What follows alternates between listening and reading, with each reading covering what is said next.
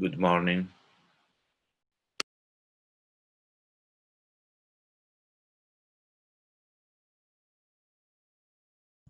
Good morning. I can confirm that we are hearing you. Okay, very good. Thank you. I have just a quick question. Are the speakers enabled to reply to questions by voice? Yes, after each talk, the speaker or the presenter will be promoted to a panelist and he will be able to reply to your questions. Of course, you are the person asking the questions, which are posted by other attendees on Slack. Also, keep in mind that we are currently live. Yes. Okay.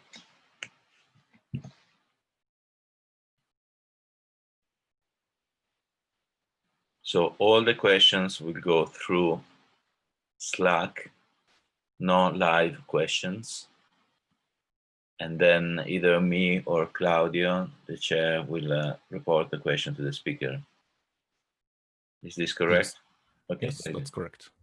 Thank you so much.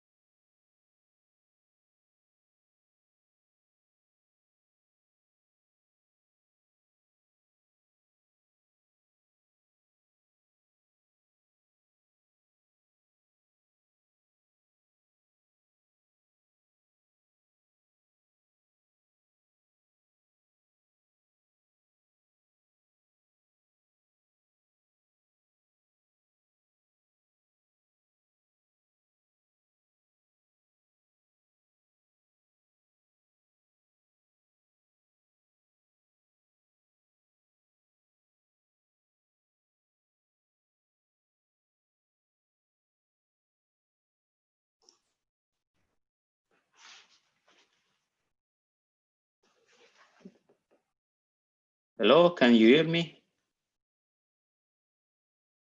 Okay, so let's wait just 1 minute to allow other participants to join us.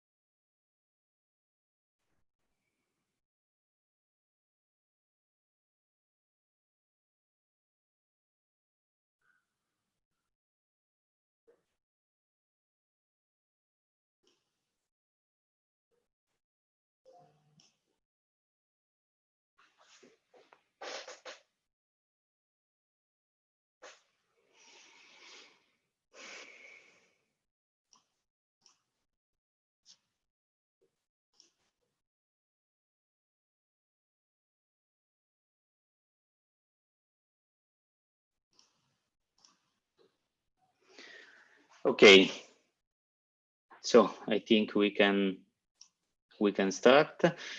So welcome to the third edition of the International Workshop on Future Perspectives of Decentralized Application, FPDAP. This edition is a virtual edition because the emergency of coronavirus, but we believe that this will be, in any case, a very good edition full of questions and consideration about our papers. I'm Claudio Schifanella from University of Turin in Turin, and I am the co-chair of the workshop with Andrea Bracciali from Stirling University. So what is the purpose of the FPDAP workshop? This will be a very short presentation, but FPDAP workshop aims to evaluate the potentiality of decentralized frameworks and application. And in particular, this workshop is focused on the evaluation and comparison of applications that are showing evidence of how blockchain technologies can change their application domains. In this edition, we selected 6 papers that will be presented this morning in 2 sessions. The first session will include 2 papers on votings and 1 paper on payments. While the second session will include a first paper that analyzes different use cases and raises observation and reflects about the use of blockchain in different scenarios. And after this, we will proceed on the analysis of blockchain-based financial services, and we will conclude with the presentation of an approach to anonymous peer reviews. So I thank all the participants, all the presenters, and all the attendees, and I leave the microphone to Andrea Bracciali, the other co-chair that will chair the first session. Thanks a lot. Okay. Thank you, Claudio. Good morning, everybody. I'm Andrea Bracciali from Stirling University in Scotland. And I'm very curious to chair this first virtual session on Zoom. And as you know, there is a Slack channel where all the questions will be sent, and we will bounce the questions to the speaker. So any question, unfortunately, attendees cannot talk directly, but you have the Slack channel. So check that you have access to the Slack channel for discussion. At the end of each session, we will rebounce the questions to the speaker. So I will start with the first talk. The speaker is Marco Lewandowski from the University of Flensburg. He's a research assistant, and as Claudio said, the first session focuses on two very important topics as far as applications of blockchains are concerned, which are voting systems and privacy. Marco, please.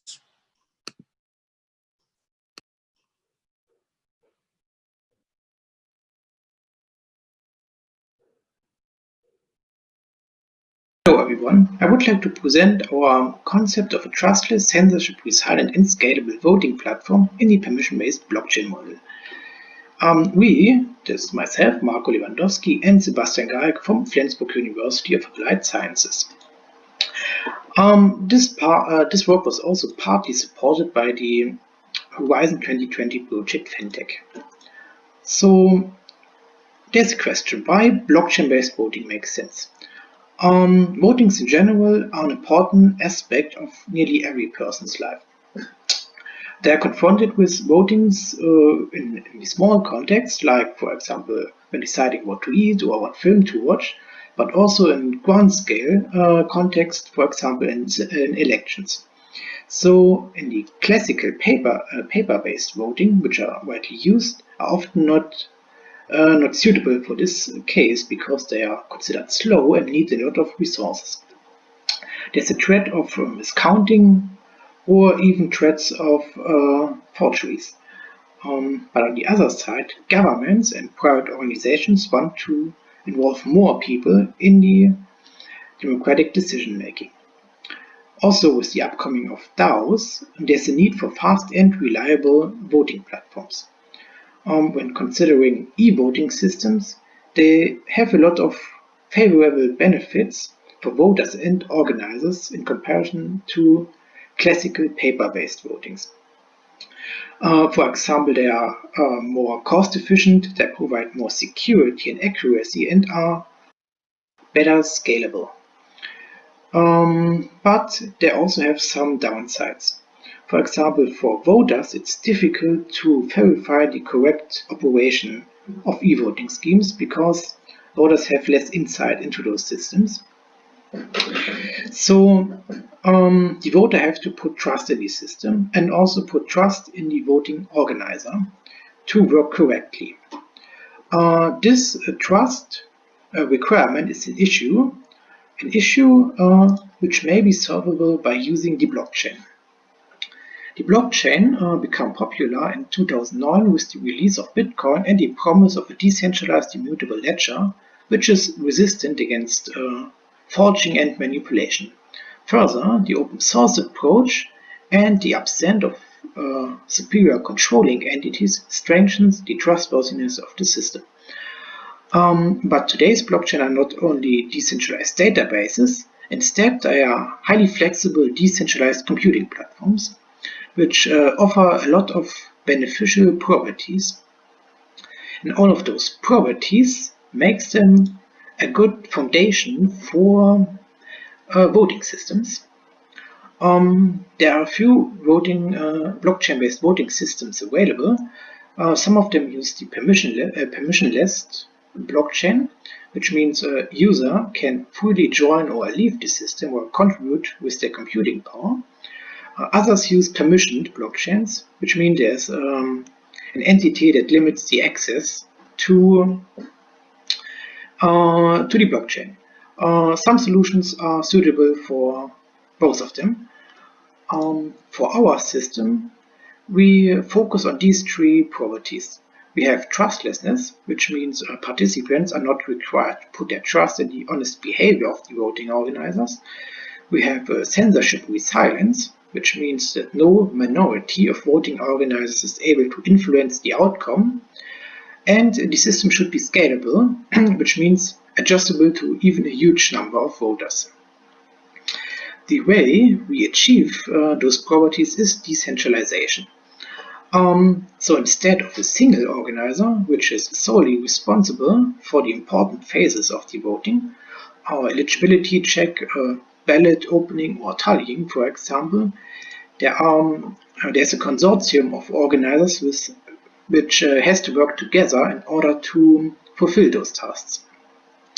So instead of the voter has to put their trust in a single organizer, the trust is shared between multiple organizers. To build such a decentralized system, we need a few building blocks, which are multi-authority attribute-based encryption, which is used mainly for ballot privacy. We have threshold-blind signatures, which ensures the voter eligibility, and we have the blockchain as manipulation-resistant and immutable storage. In our case, it's a permissioned blockchain. So I will briefly explain how or what these primitives are and how they are used within the system.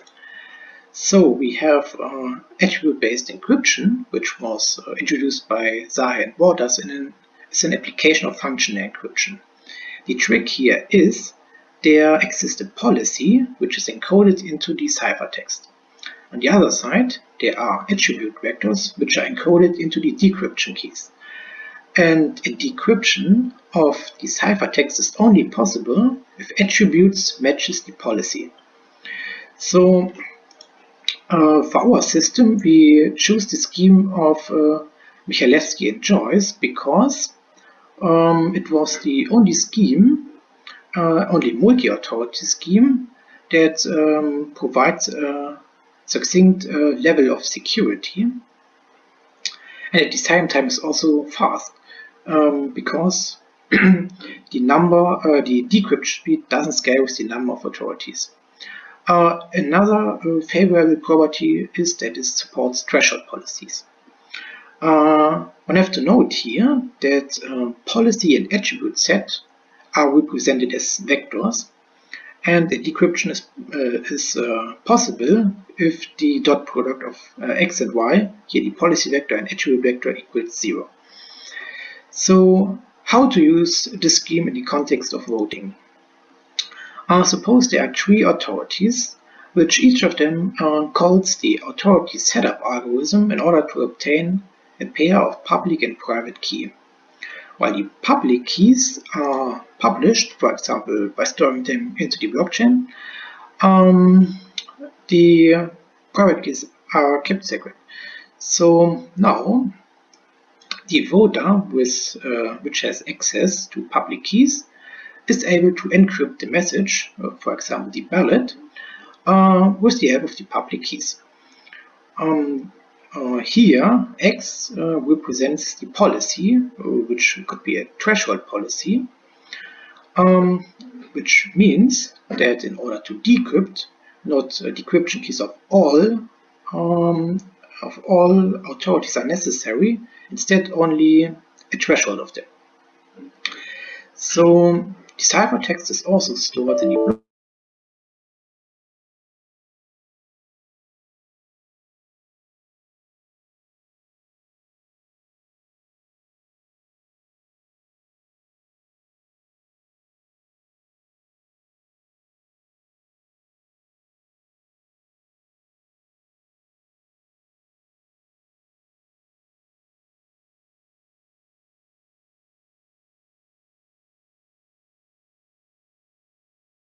authorities, which each of them calls the authority setup algorithm in order to obtain a pair of public and private key. While the public keys are published, for example, by storing them into the blockchain, the private keys are kept secret. So now the voter which has access to public keys is able to encrypt the message, for example the ballot, with the help of the public keys.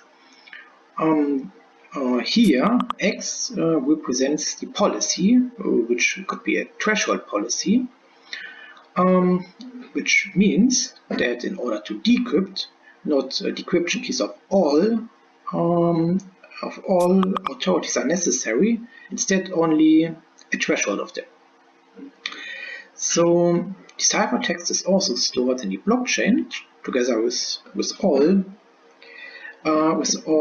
other ballots, and now after the voting finished, the authority calls the keygen algorithm in order to in order to obtain decryption keys.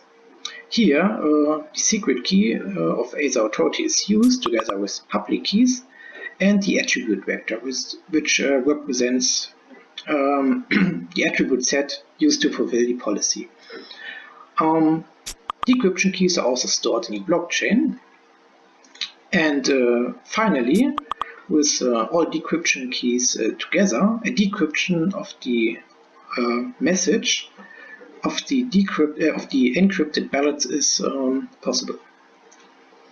So next we have threshold blind signatures, which are a combination of blind signatures and threshold signatures.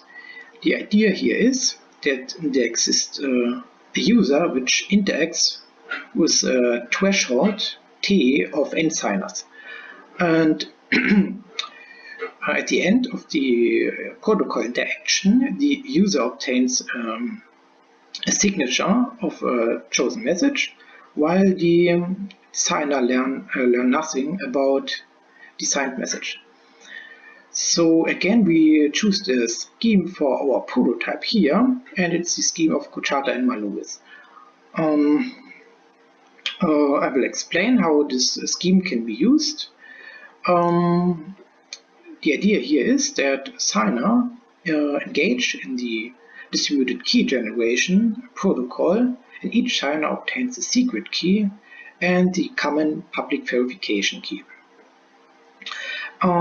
The verification key is stored in the blockchain, and now a voter is able to interact with a threshold set of signers in order to obtain a signature, for example, over the ballot.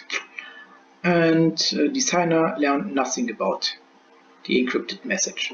With message and signature together, signature can now be verified by the verification algorithm using the public key and the message. So next we have the permissioned blockchain.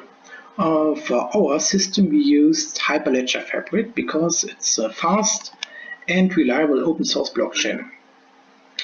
In addition, it supports Turing-complete programming languages for creating smart contracts, so the voting program, and it supports or it follows a modular architecture which supports to easily switch in or out different consensus mechanisms. One point to note here is that at the current time, Hyperledger Fabric doesn't support BFT-based ordering services, but they are planned for a future release. In Hyperledger Fabric, we have the following components. There are peers, which store the database and execute the smart contracts.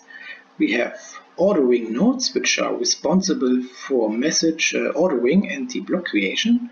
And we have users which interact with both of them. Note with Hyperledger Fabric we are in a permissioned blockchain setting. This means in order to interact with the blockchain, every component has to obtain a digital certificate from an organization. The organization here are superior entities where every component belongs to. So next we have the voting specific components. There are the voters, obviously, that wants to participate in the democratic decision making. We have registrars, which schedules new votings. We have key authorities, which manages the cryptographic material for ballot encryption and decryption. And we have signer authorities, which are responsible for signing the ballots of the voters. One point to note here is that, like already mentioned, we are in the permission settings, and every request sent to, for example, network peer in order to invoke chain code have to be signed.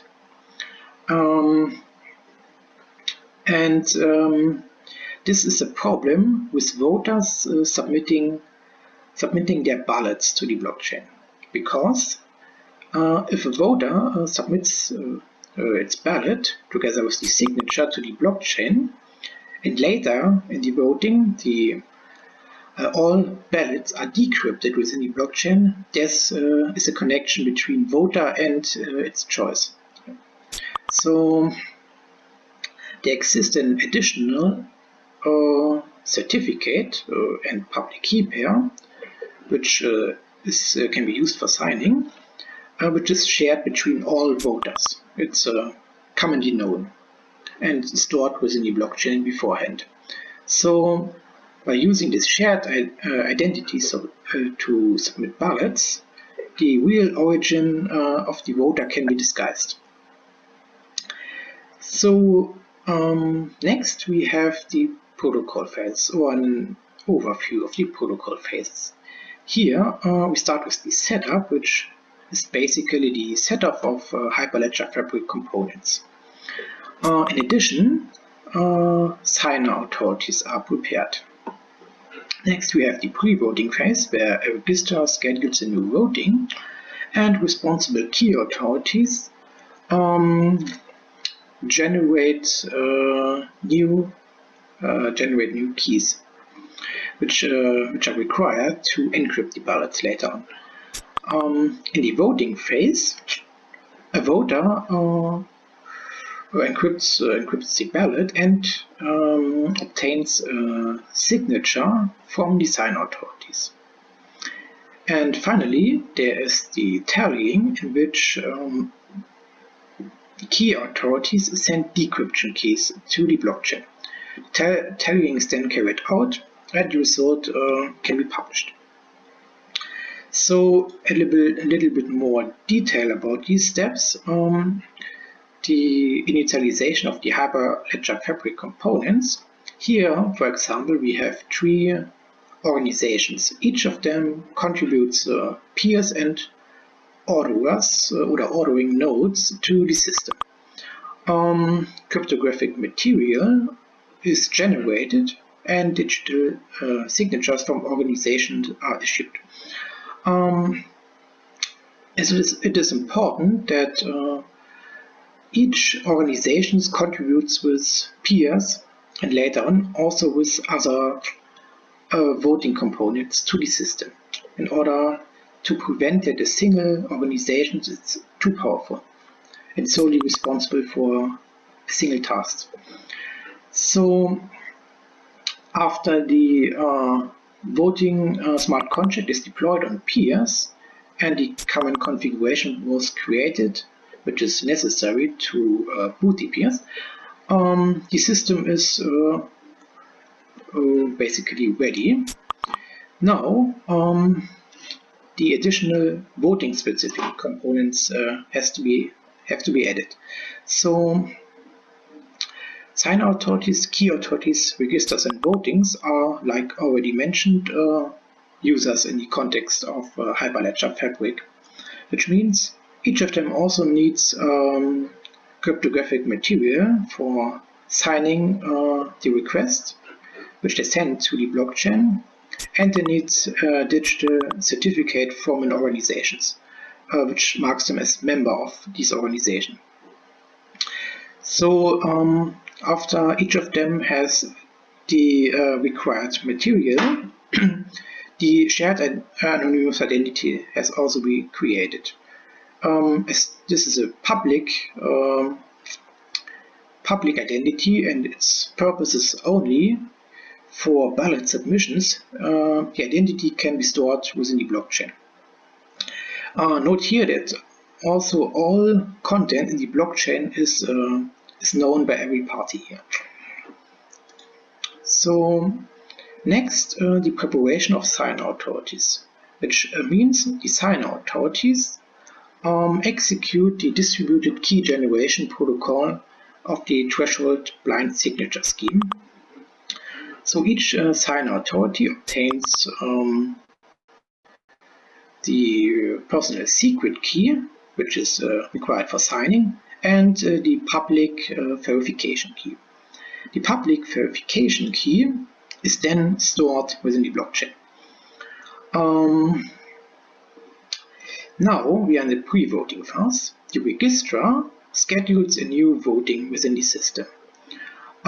This is simply be done by sending a signed request containing information like title, expiration date, choices, but also the responsible key authorities and the list of eligible voters. Next, for the new scheduled voting, key authorities have to authorize it, which means each key authority which is responsible generates a new key pair using the multi-authority functional encryption scheme. The public key is stored in the blockchain. The public key is required for ballot encryption. So after the voting description is completed, a voter is able to fetch it from the blockchain and use the public key to encrypt the ballot containing the voter's choice. But before the voter is able to submit the ballot, it has to obtain a signature from the sign authorities. Therefore, the voter engages in the signing protocol together with the sign authorities, while the voter obtains a signature and the sign authorities learns nothing about the message. In this case, the message is the encrypted ballot. It is important here that signer authorities keep track of already issued signatures, because it should not be possible for a voter to obtain more than one signature, and therefore vote more than once. So with encrypted ballot and signature, the voter submits both of them to the blockchain. Here, it is important that the voter uses the anonymous shared identity, which disguises the real origin of the voter. After this is done, the tallying phase, key authorities have to unlock the ballots, which means key authorities use the key generation algorithm to obtain decryption keys. Decryption keys are stored within the blockchain. And with decryption keys now together in the blockchain with all the ballots, the voting can be finalized. Therefore, the registrar triggers the decryption process of the smart contract, and the decryption can take place in the smart contracts of every peer. So one can say that the system achieves most of the important e-voting properties, and this Hyperledger is basically a good choice for such a system due to its flexibility. With the addition of multiple more peers, the system can be scaled. Well. Also, steps that remain is the completion of the system and performance analysis using the BFT-based order once it's available. Also, formal security analysis is still pending. Thank you.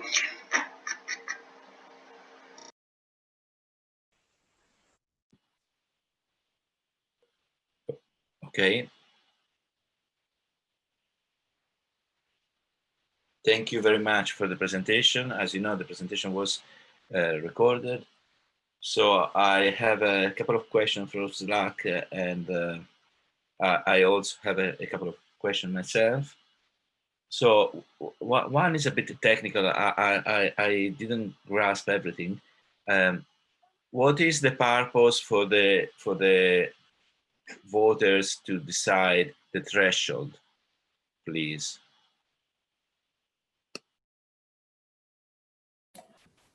Hello, here's Marco. Well, the purpose for using the threshold blind signature is to ensure that once the encrypted ballots are stored in the blockchain, no one is able to draw a connection between the decrypted ballot later and the ballot that was signed by the signers.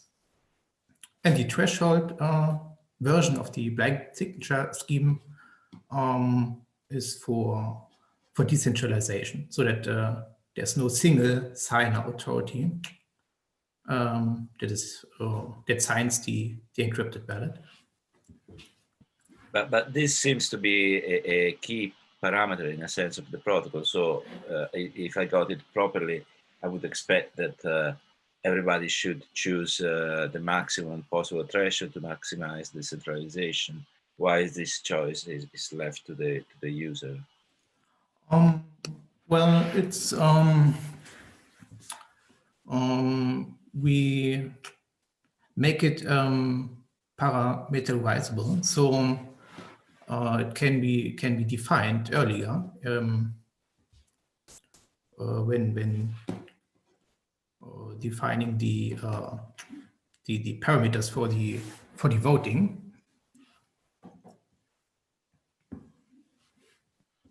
Okay, and from Slack there is a question whether you could provide a bit more information about the signature scheme that you have used to support blind threshold signature, or at least a reference to it. Yeah, well, we didn't create this scheme ourselves. There is a paper titled re-randomizable threshold blind signature, and yeah, it's basically a combination of blind signatures and threshold signatures.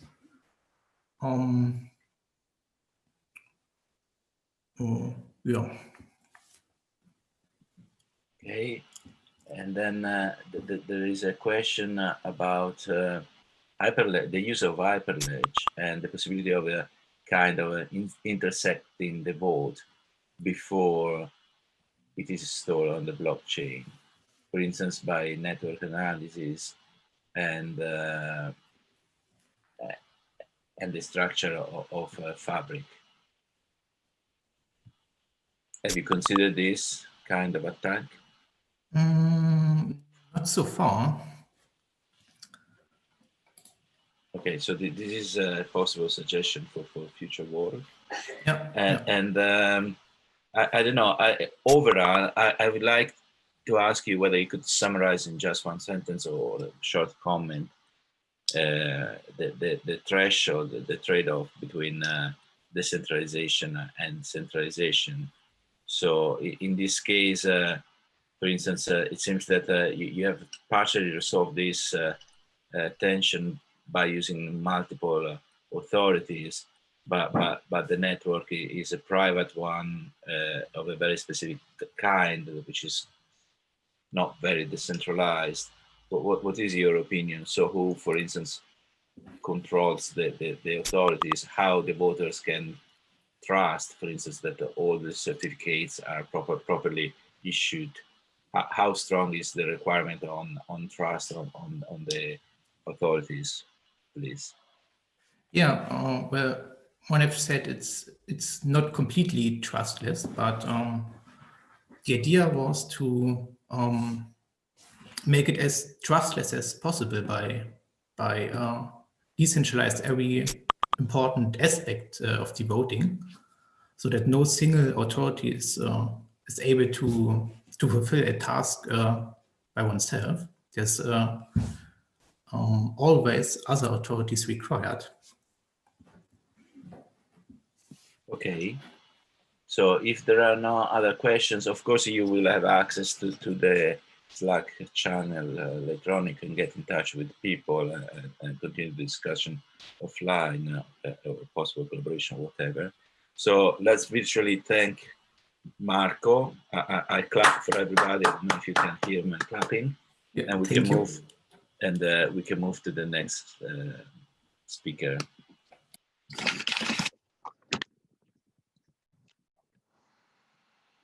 So the next, can we move to the next slide, please?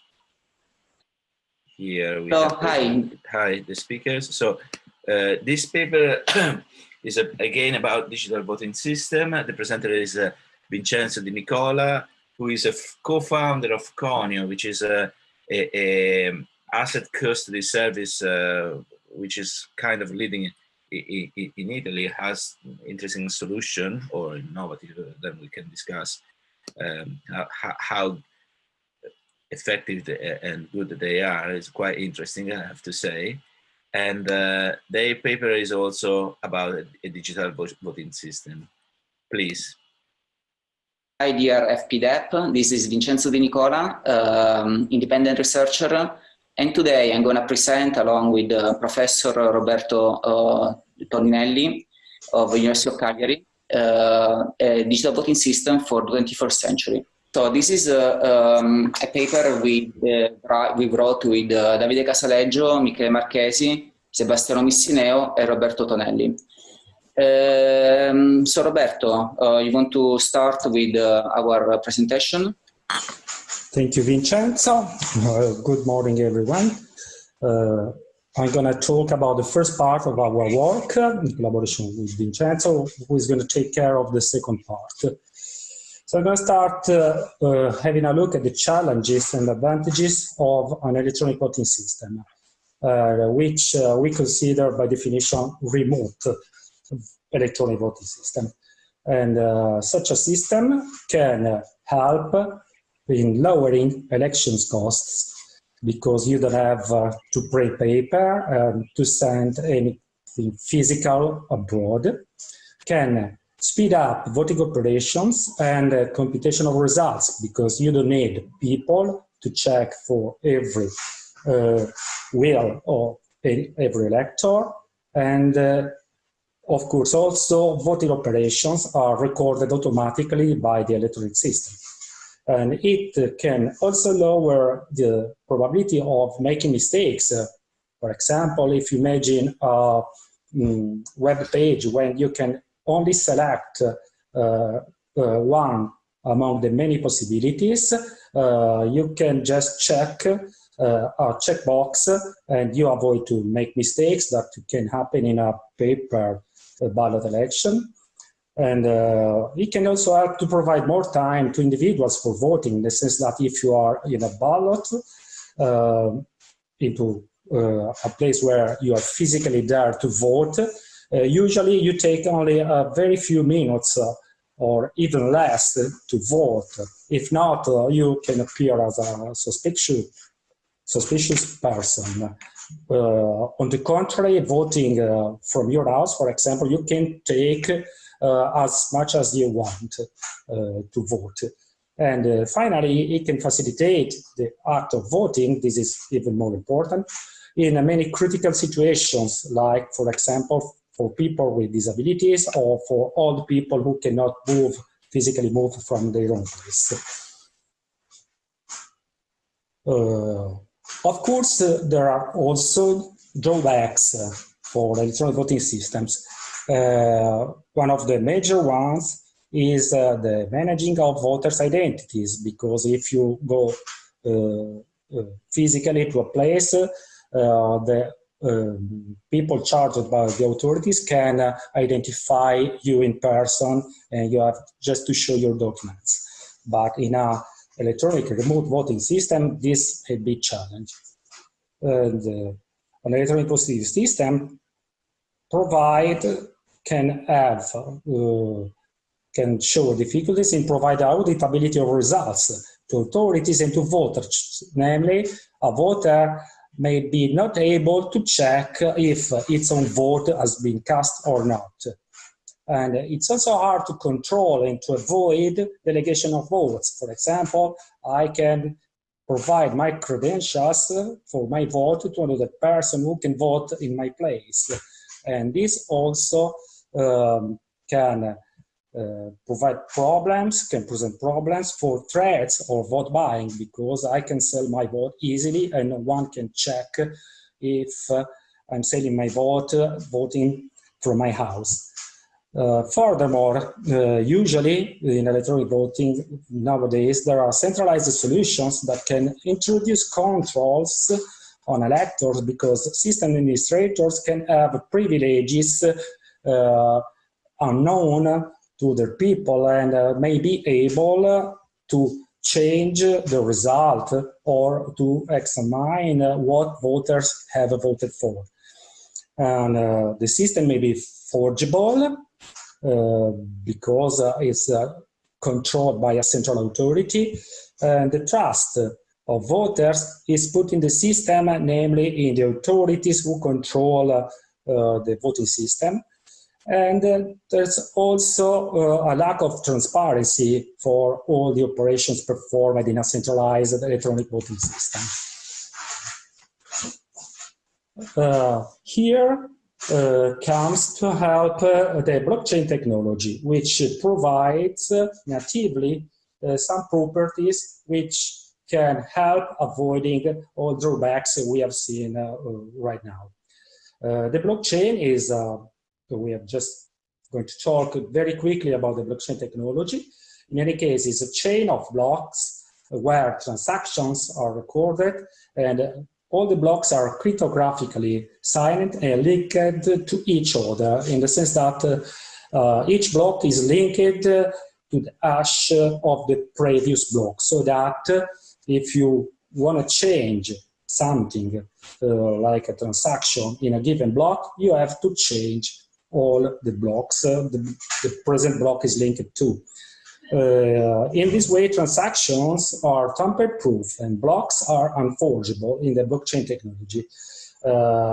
This means also that records are transparent and auditable by anyone, because also the control is not centralized, but depending on the particular blockchain technology used, anyone can also participate in the technology and in keeping up to date the chain of blocks and the list of transactions.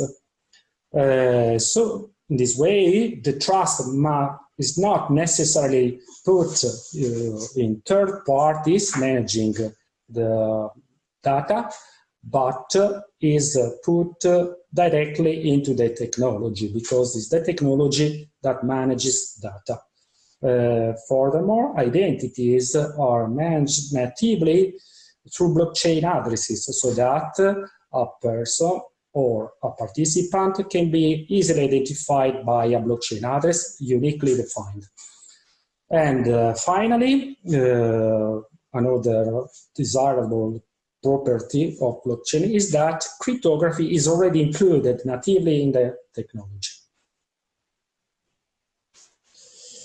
So presently there are different projects who aim at using blockchain technology for voting systems. And this is because this technology natively provides many of the properties we just talked about that anyone would like to have in an electronic voting system. Furthermore, there may be also the advantage that the software may be open source, so that anyone can check how it works and if there are bugs or if the system is supposed to work properly. So the blockchain support natively all the requirements a remote electronic voting system should hold, like immutability, equality. For example, any voter must be equal to any other one, and this is granted by the equality of addresses into the blockchain. Eligibility through the blockchain technology, all voters which are authorized to vote can easily be checked. Anonymity can be preserved, and so on. I'm not going to talk about all the properties, but all these properties which we have analyzed in our work are granted by the blockchain technology in general. So what we have done is, first of all, to propose a voting system using the blockchain technology. And we compared our proposal, and Vincenzo is going to talk about that, with other 6 blockchain voting systems which use the blockchain technology, which are currently used abroad. And in order to perform this comparison, we elaborate a framework in which we used a scale from 1 to 5 to evaluate all the compared system according to the property, the requirements I just talked about, using a scale from 1 to 5, so that 1 is the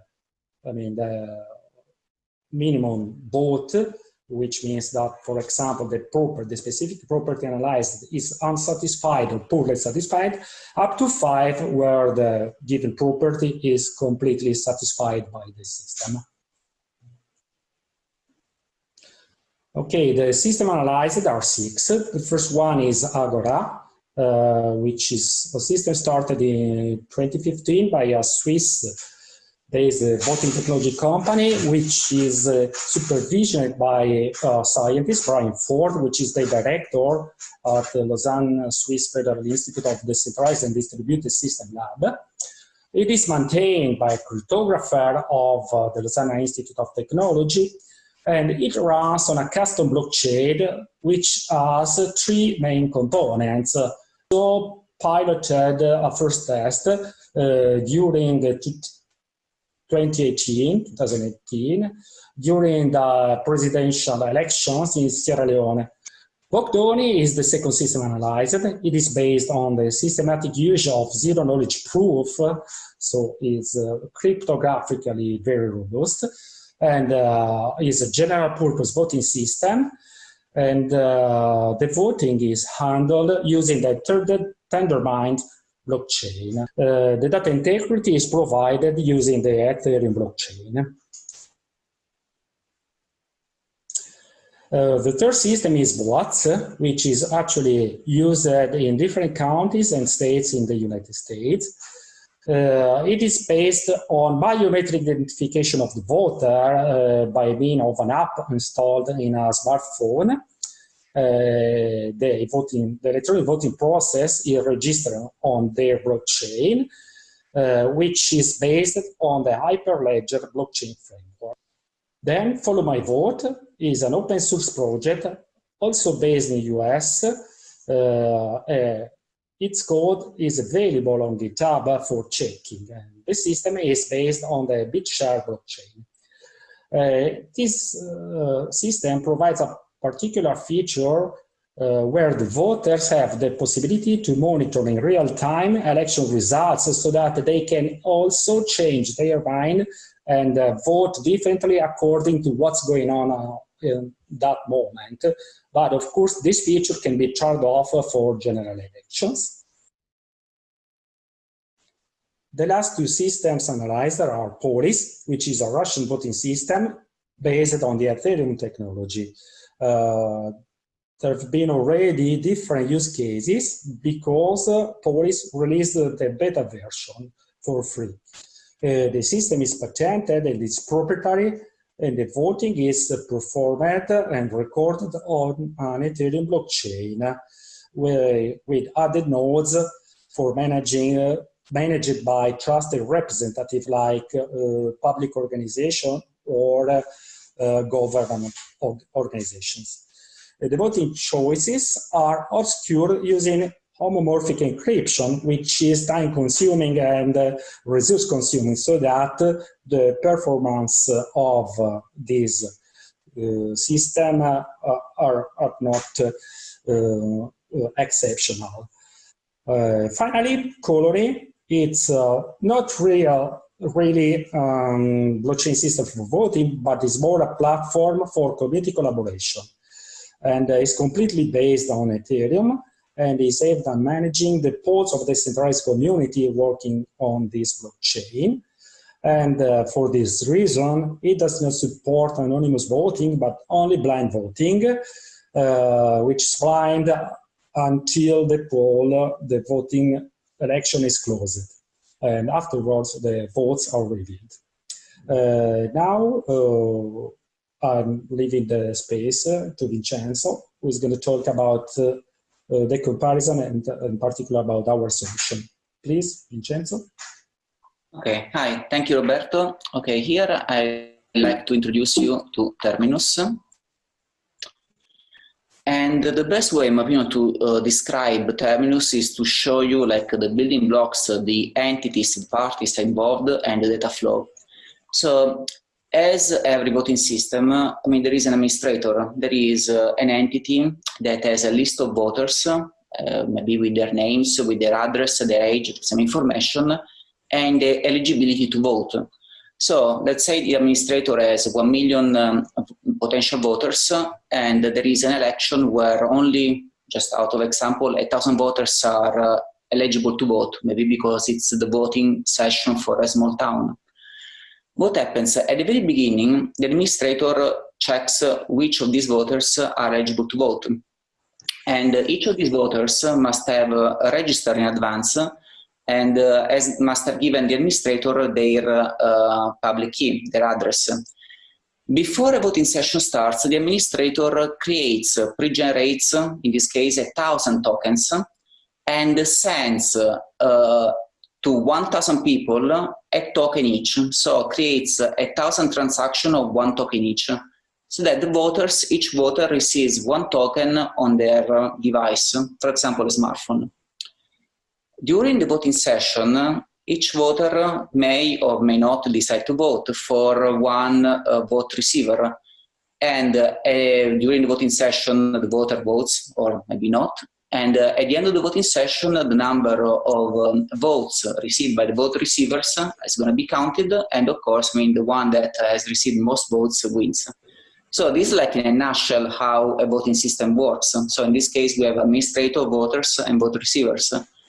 I'm going to show you how Terminus works in more in depth and how it provides more value than other systems. So Terminus was built with anonymity in mind, anonymity first. That, in our opinion, that's the most important part of the voting system. You don't want a voter like later, now or later. You don't want anybody to know what a voter has voted for, and you don't want to show voting trends. You don't want to see like who is winning during a voting session. And Terminus achieves this through some important technology properties that have been introduced by Monero, and they are very well known in the cryptography space. And let me show you some of them. So, for example, in Terminus, no external entity can add, remove, modify votes. And of course, this is a property that is native to blockchain technologies. Now, importantly, also an important feature of Terminus is that no one must know what a voter has voted for. And how can you achieve this? Well, we can achieve it with ring signatures.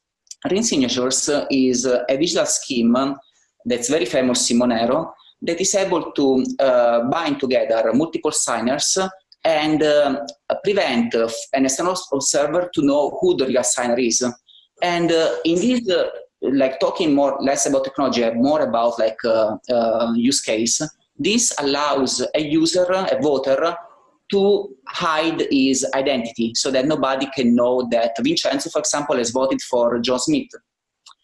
So this is very important. The second key feature of Terminus that's very important, it's been like taken from Monero, is the fact that we don't want to see the trends of vote over time. So for example, if we use a transparent blockchain like Bitcoin or Ethereum, you will know that a certain address is receiving a number of votes. And it's very transparent, it's great from a number of point of views, but of course it's terrible in a voting application.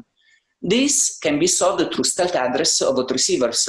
So that a vote, again, stealth address is something, is a concept introduced in Monero, can be also applicable very, very nicely here. So that everybody who looks at the blockchain will only see one address receiving one vote, and that's it.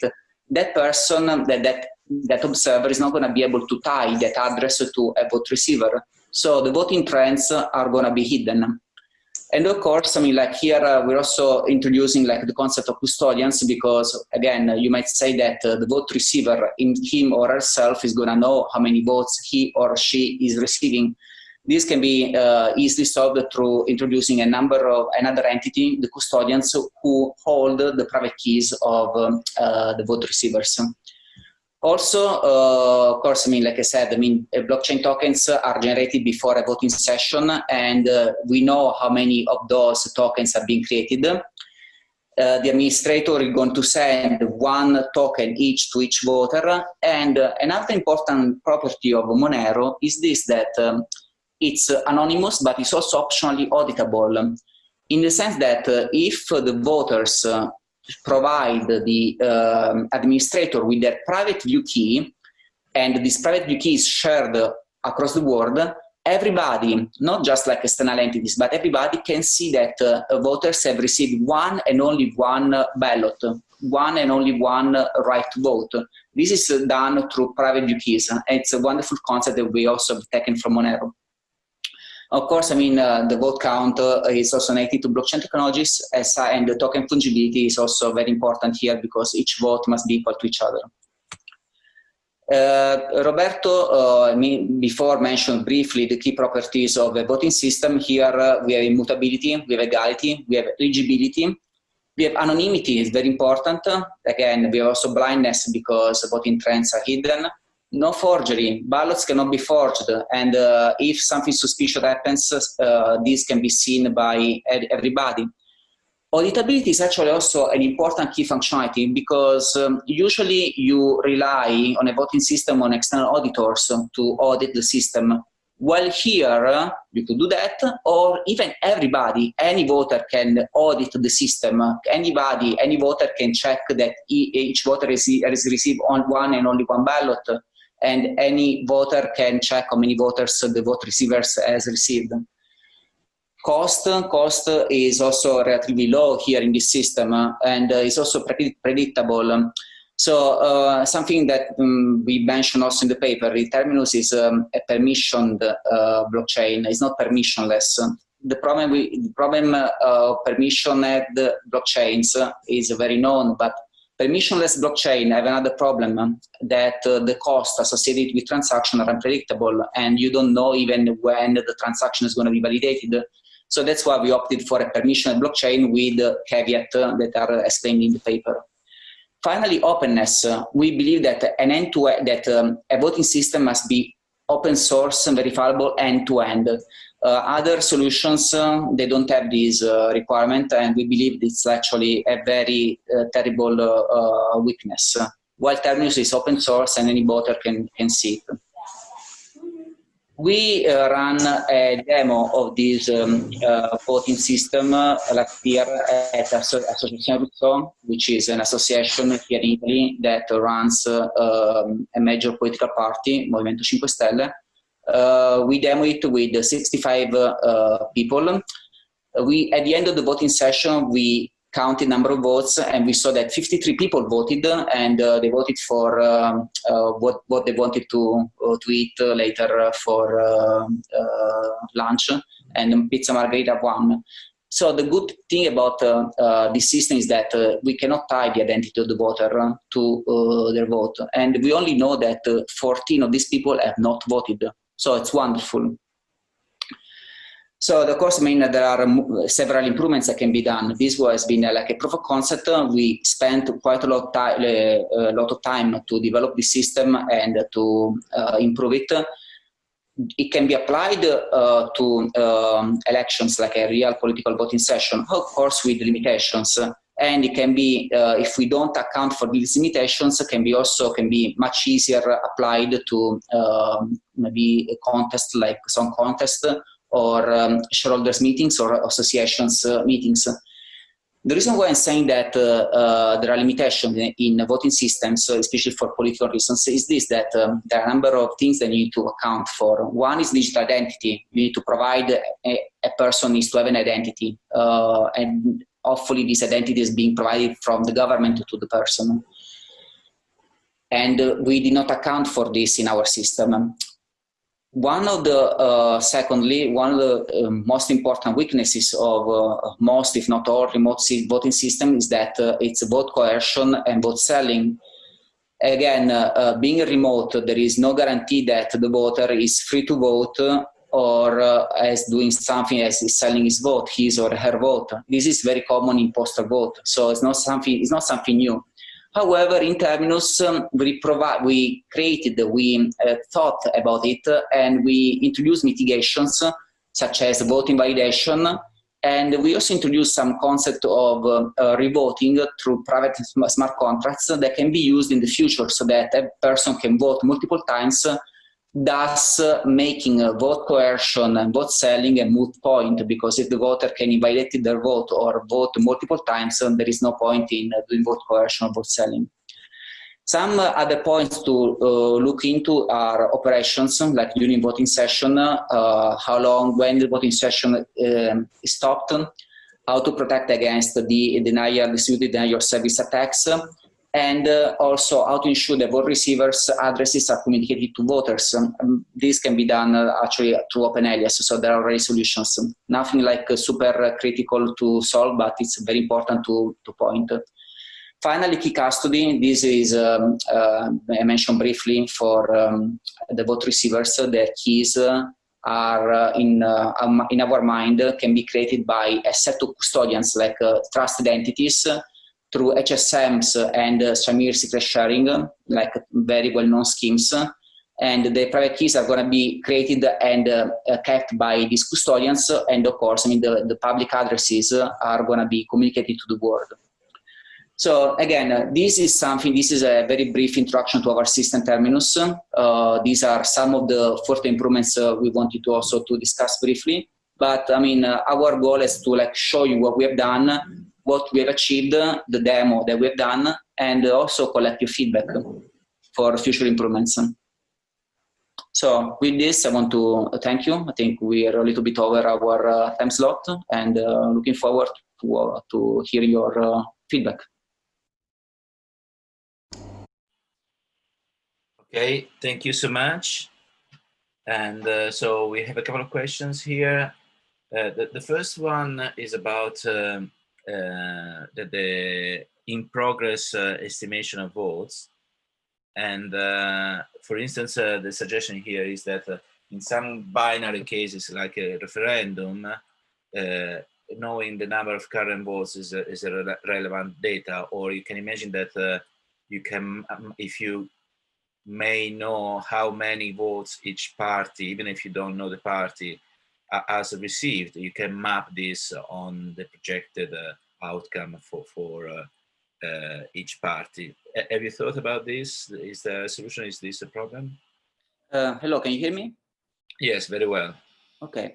Yeah, so we thought, so we focused mostly on being totally anonymous. So again, we focused on the voter to be preserved his anonymity in his choice of vote, and also on the voting trends not to be known. I believe this is what most of voting systems strive for. Now, I understand that there are some situations where you want to know maybe the voting trends in real time, but in our situation, in our system, we wanted to hide it. I mean, we can relax this requirement if needed, but we feel that in most cases it's not really important. No, I think that the question was the other way around. So imagine that, for instance, that there is a quorum. You can infer whether the quorum is being reached, or suppose that there is a yes or no, and you can count that the distribution is, I don't know, 40-60. Yeah. And maybe that there are some projection that tells you that yes is expected to win.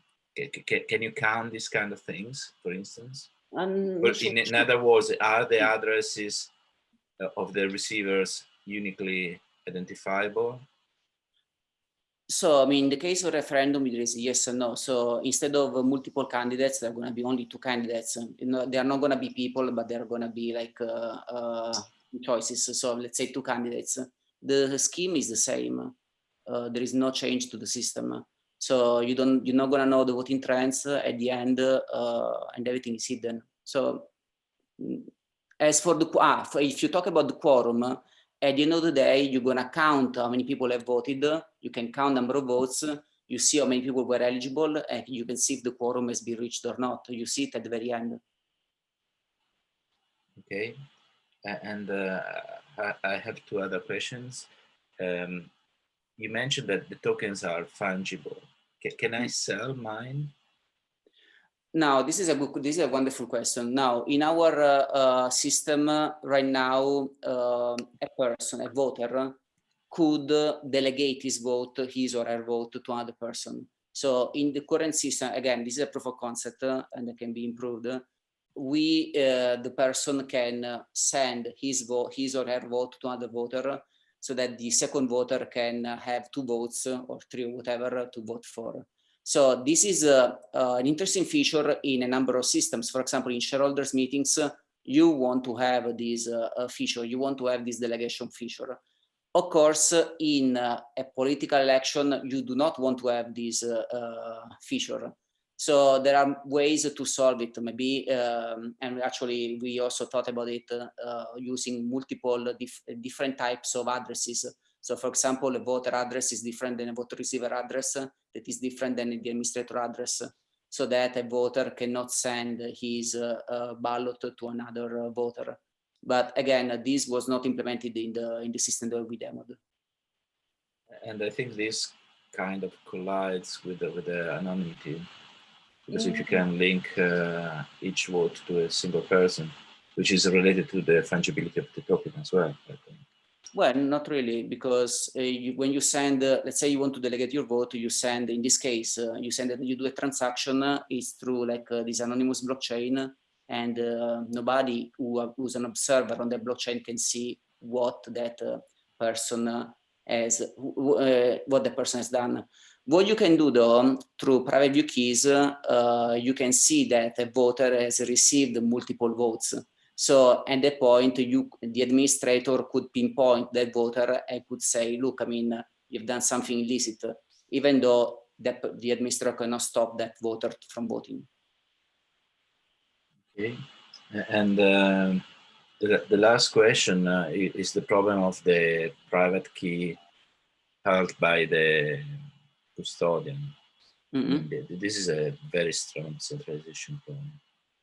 Yes, it is. So the reason why we introduced the concept of custodians was because we do not want the vote receivers to know their results in real time. Again, this may be desirable or not, but we thought, look, I mean, we don't want nobody at all to know that candidate A is receiving 10 votes, and candidate A, we don't want a candidate to know how many votes he or she is receiving in real time. The custodians, it's a way to like, again, yeah, it gives like a more centralization, because you rely on trusted parties. Maybe like in the case of political elections, maybe the Minister of Justice is one party, another I don't know, a judge is another party. So you can have multiple custodians chosen from a set of people that are trustworthy, who are well known. But again, yes, you're right. It introduces a central point of, it's a little bit of a centralization, but this is only for producing, creating the private keys of the vote receivers, and eventually to revealing them at the end of the election. So they don't do anything other than creating private keys. So yes, in theory, they could see if they combine together their shares during the voting session, they could know the voting trends in real time. But again, we hope that these people will not do it. But again, you're right. It's like it's a point of centralization. Okay. Thank you so much for the nice presentation. Thank you. If there are no other questions on Slack, okay, clap for everybody. Thank you. So we move now to the last session, talk of this session. Fadi Barbara from the University of Torino. He is a PhD student, as interested in privacy solutions based on blockchain and on crypto asset exchanges. So the title is Pay to Transport. Please. Good morning. I'm here to present Pay to Transport, a protocol designed by me, Fadi, and by my supervisor, Claudio. Pay to Transport is a protocol to remotely exchange physical products between a customer and a merchant. It's a protocol which aims to solve a basic but very common scenario where a customer buys an item from a merchant remotely and then he wants a transporter to bring it close to him. We obviously have already a solution for this problem, so why create another one? Well, today's e-commerce has some problem. For example, the merchant needs all the customer's data in order to process a payment. For example, a merchant needs the identity, the payment options, and the physical address of the customer. Then the merchant will share at least the physical address of the customer in order for the transporter to deliver the item. Finally, for each payment there is a receipt. A receipt links a customer to a merchant and the transporter. The consequence is that there is no privacy. Sensible customer data is shared between the merchant and the transporter. This data is stored in centralized places, and as we know, this data can be sold or can be stolen by other people. There are some proposals which use the blockchain in order to solve these problems, but they have some kind of problem on their own. For example, some protocols use GPS devices, which are some kind of oracles. Therefore, you need to trust these oracles, and therefore these protocols are not trustless. Other protocols use deposits or collateral. For example, when the merchant has to put a collateral, so that if the merchant is a bad actor, he will be punished keeping out his collateral. Other protocols need strong capabilities of the blockchain. For example, they need some smart contract to recall other smart contracts. Those kind of things are possible on some blockchains, but not on the other.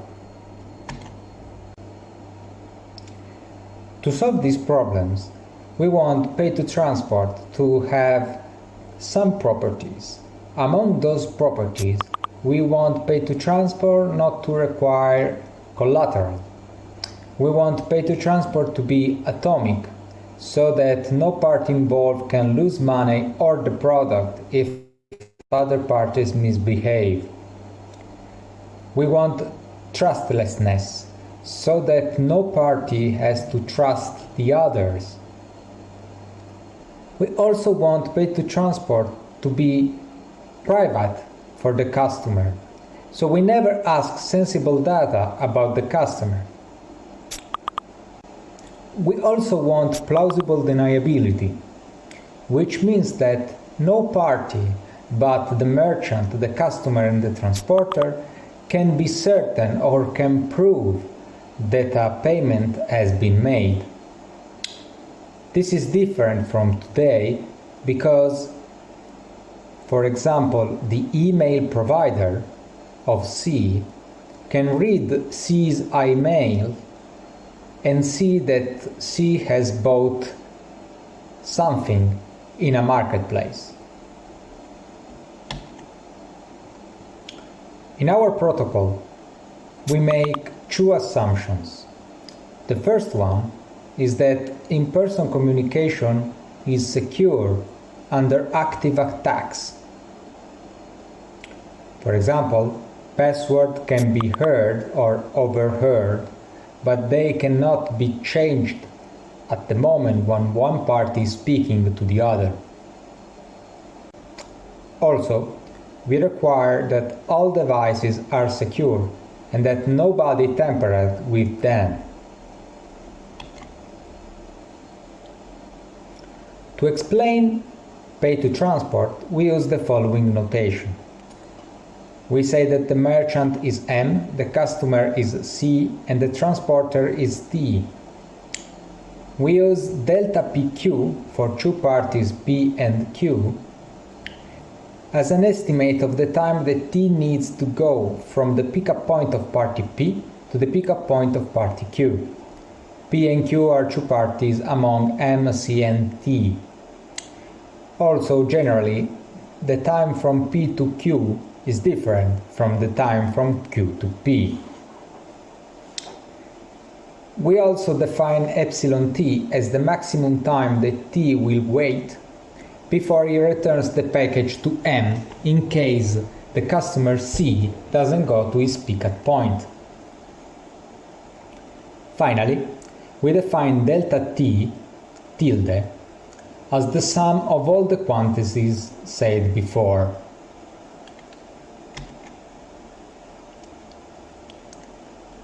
We define also two constructions to understand the protocol: derived blockchain addresses and conditional transactions. Any secret key on elliptic curve cryptography is just a number in the group ZP. Also, the public key is just a point in the elliptic curve. Therefore, given a label X, which will be our order, and a numerical representation of its hash, we can derive a secret key and call it SKX, and derive a public key from that derived secret key. From that derived public key, we can derive a derived address from A and X and call derived address of A and X. We will make payments to derived address only to preserve privacy of the real address of the parties. The second construction is conditional transactions. A conditional transaction is a transaction with more than one branch. So usually one branch is used before a certain time or a certain block, and the other branch is used after. Pay-to-transport has two kinds of conditional transaction. The first one is conditional transaction with secrets, where to redeem it you need to provide a secret.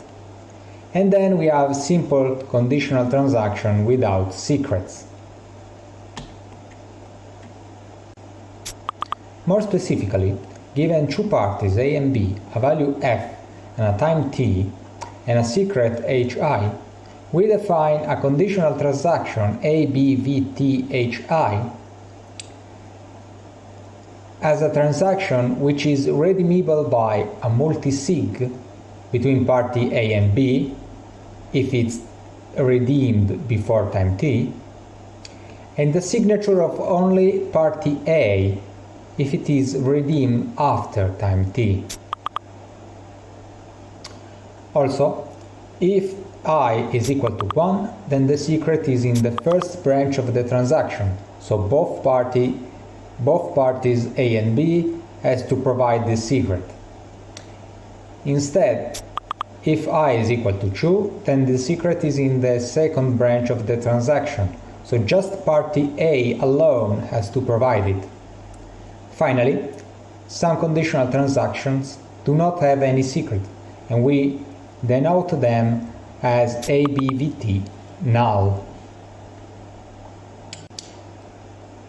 When we say that party A can redeem the transaction, we actually mean that party A can spend this transaction using the derived secret key.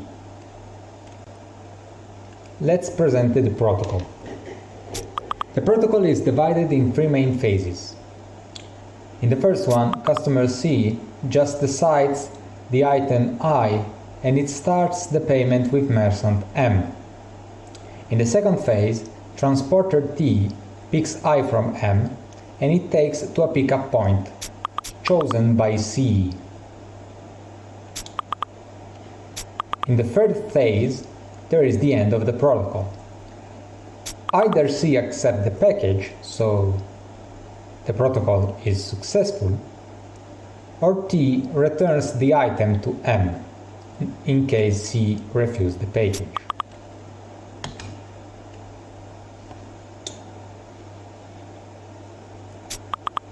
We explain the protocol in more detail.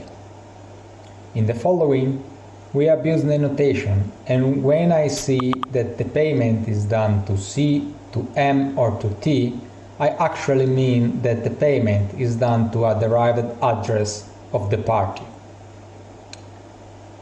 In the first phase, C decides the item M and the merchant M. Then C and M engage T, the transporter. After engaging T, C accepts the transportation cost CT. After that, T generates a secret R and it computes its hash, capital R. Then T sends the capital R to C. Finally, C pays the transportation cost to M. This is the only transaction of this phase. The second phase involves conditional transactions. First, C sends the first conditional transaction CT1, where that transaction can be redeemed by a multisig of C and T before time T1 plus delta tilde, and it has the secret R in the first branch of the transaction. This means that to redeem this transaction, the multisig has to provide the secret. Also, note that the amount of the transaction is the whole cost of the item CI. After doing that, T has proof by seeing the blockchain that C has committed to pay T, even if T cannot redeem this money yet. So T does a second conditional transaction.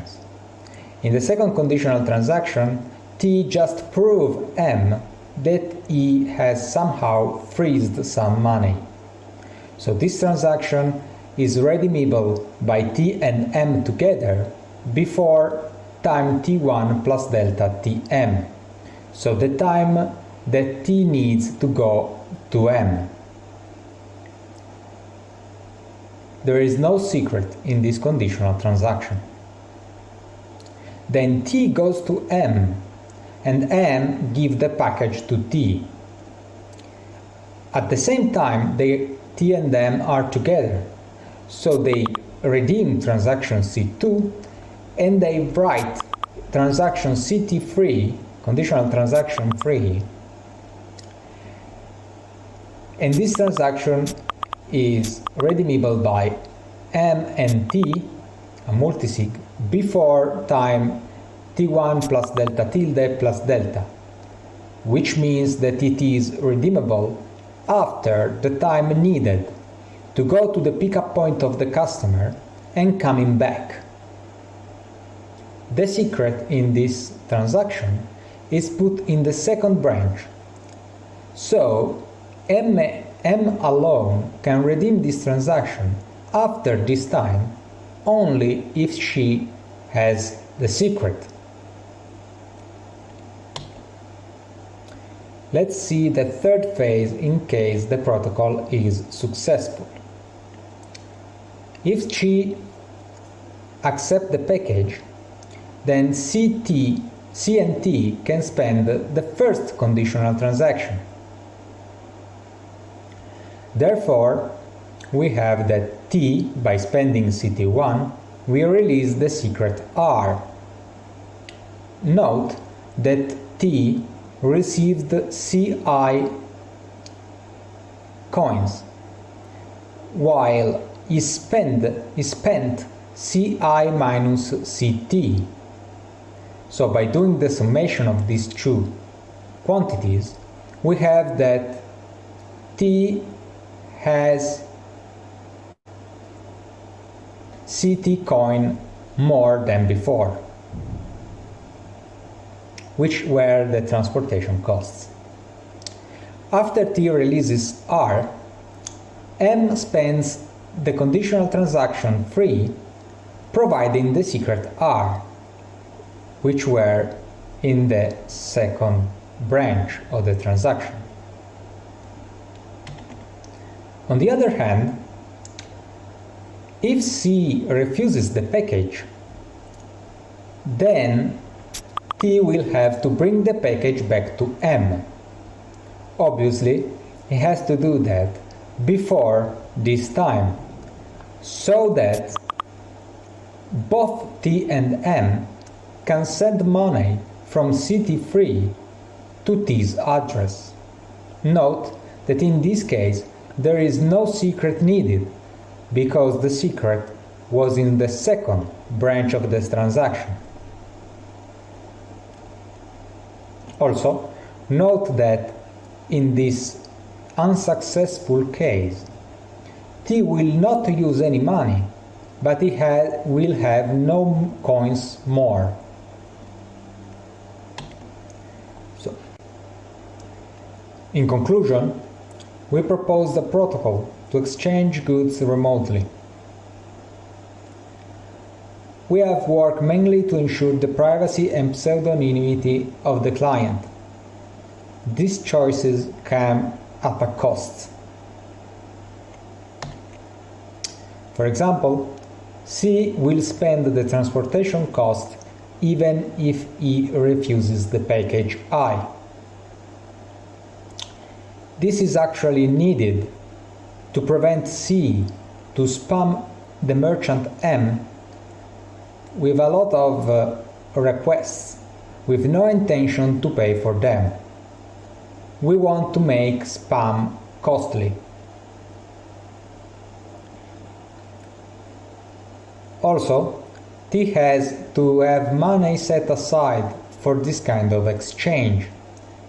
In fact, T has to provide the money before he has the money from C. Finally, M has a delayed payment because the merchant needs to wait for an amount of time before he can release the payments. On the other hand, we have some qualities in this protocol. The first one is atomicity. In fact, nobody can remain with both the money and the package. There is no way given the protocol. Also, C is both private and pseudo-anonymous. In fact, C will always use new addresses for new requests, so neither the merchant nor the transporter can know in advance who C is. The protocol is also trustless. In fact, no party has to trust any other party, because thanks to conditional transaction, if some party misbehaves, all parties can redeem their money.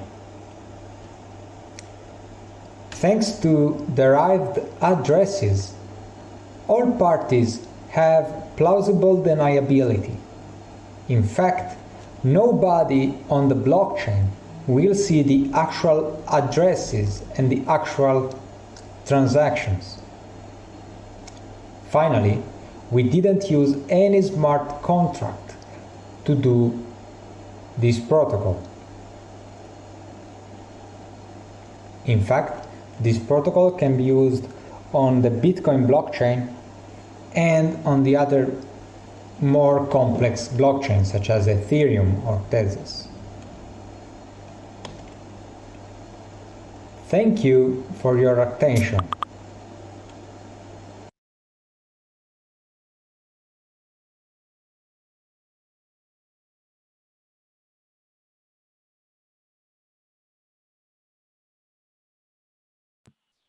Okay, thank you, Fadi, for the presentation. And there is a question from Slack, which is quite interesting. What is going to happen in case of fork? So suppose that, I don't know, that one of the parties sees one of the enabling transactions, and then this is in a losing fork branch of the blockchain. And I want to link this question to a question that I have too. How much everything is dependent on times? Because you are trying to, I mean, linking a physical and virtual world is very difficult in general. But I would like to ask a bit more comments on the fact that times in this case can be relevant. Suppose that there is a long shipment by boat, for instance. So you have to be very careful in calculating the timing of the transactions. Fadi. Hi, can you hear me? Yes, very well. Okay. Well, thank you for your questions. About the fork, well, it depends when the fork happens, in my opinion, in the sense that if we have a fork and let's say I'm the customer and then I do my payment and a fork happens, then if you are the merchant, you can choose either to wait for the customer to redo his payment, or if you are just assuming that the customer is a bad actor and somehow can change can somehow influence the creation of block of the blockchains, well, you can just avoid sending the package at all. But again, it depends on when the fork happens, in my opinion. So maybe a further work about, we can do a further work about it and take into account forks. So thank you. And about times, well, I think that it also depends on, well, I think that you can somehow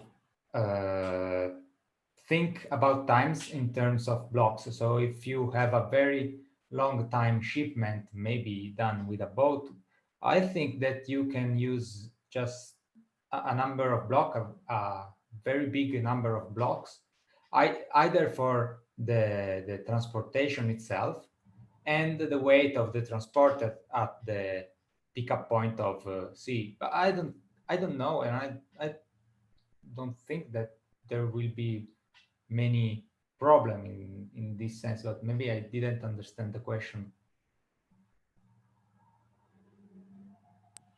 Well, imagine that there is a delay that invalidates the one of the two branches, for instance. Oh, okay. Well, in this case, I think that you just consider the party as faulty. Let's say you are the customer and you thought that your package arrives in, let's say, 1 week, and then you go to your pickup point and you don't see the package. Well, in this case, you just assume that the transporter or the merchant were faulty, and you just go back home and you wait for your conditional transaction to expire, and then you can have your money back. Okay, and last question, very briefly, because we are slightly over time.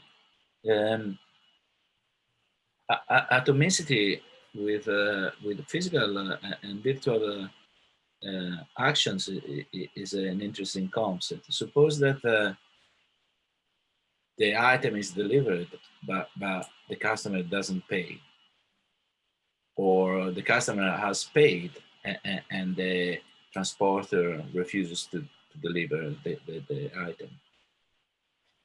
I understand that this is something you have the same kind of problem in the physical world, but have you had any opportunity to think about this kind of borderline cases? Well, yeah. In the case that I am assuming that the transporter brought the package to C's pickup point, and C has the package, but he doesn't want to pay T. Well, yeah, we have an assumption about it, and we assume that all in-person communications, like payments, in-person payments, will always be secure. So we do not account for the case where maybe C is a very bad actor and a criminal, and it just steal. Maybe we will steal the package from T.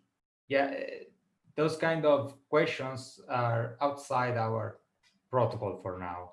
So yeah, there is this problem, but for now we just didn't account for that. Okay, so it seems to be that there are no other questions. As Claudia will remind later on, everything will be put on our web page, slides and links. So everyone interested will have an opportunity to contact directly or revise what has been said. So I thank Fad again, and I close this session. So now you have the coffee break. If you can prepare your own coffee, and we will meet here in about 20 minutes. A bit of a pause for getting some fresh air. Thank you everybody so far, and looking forward to meeting you shortly.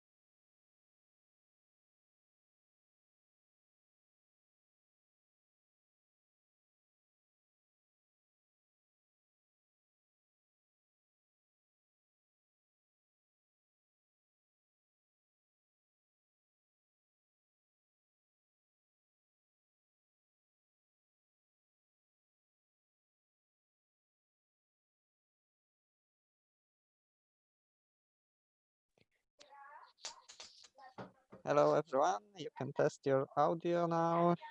Say hello to us. Hello, I'm Claudio Schifanella.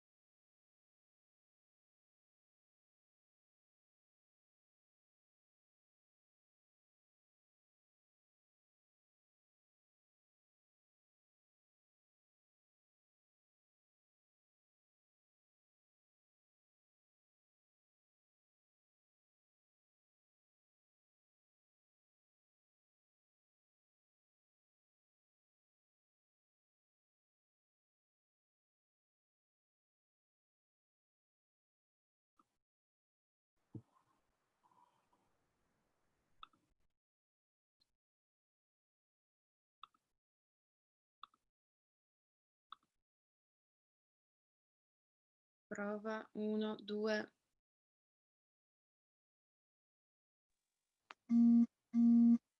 Prova 1, 2.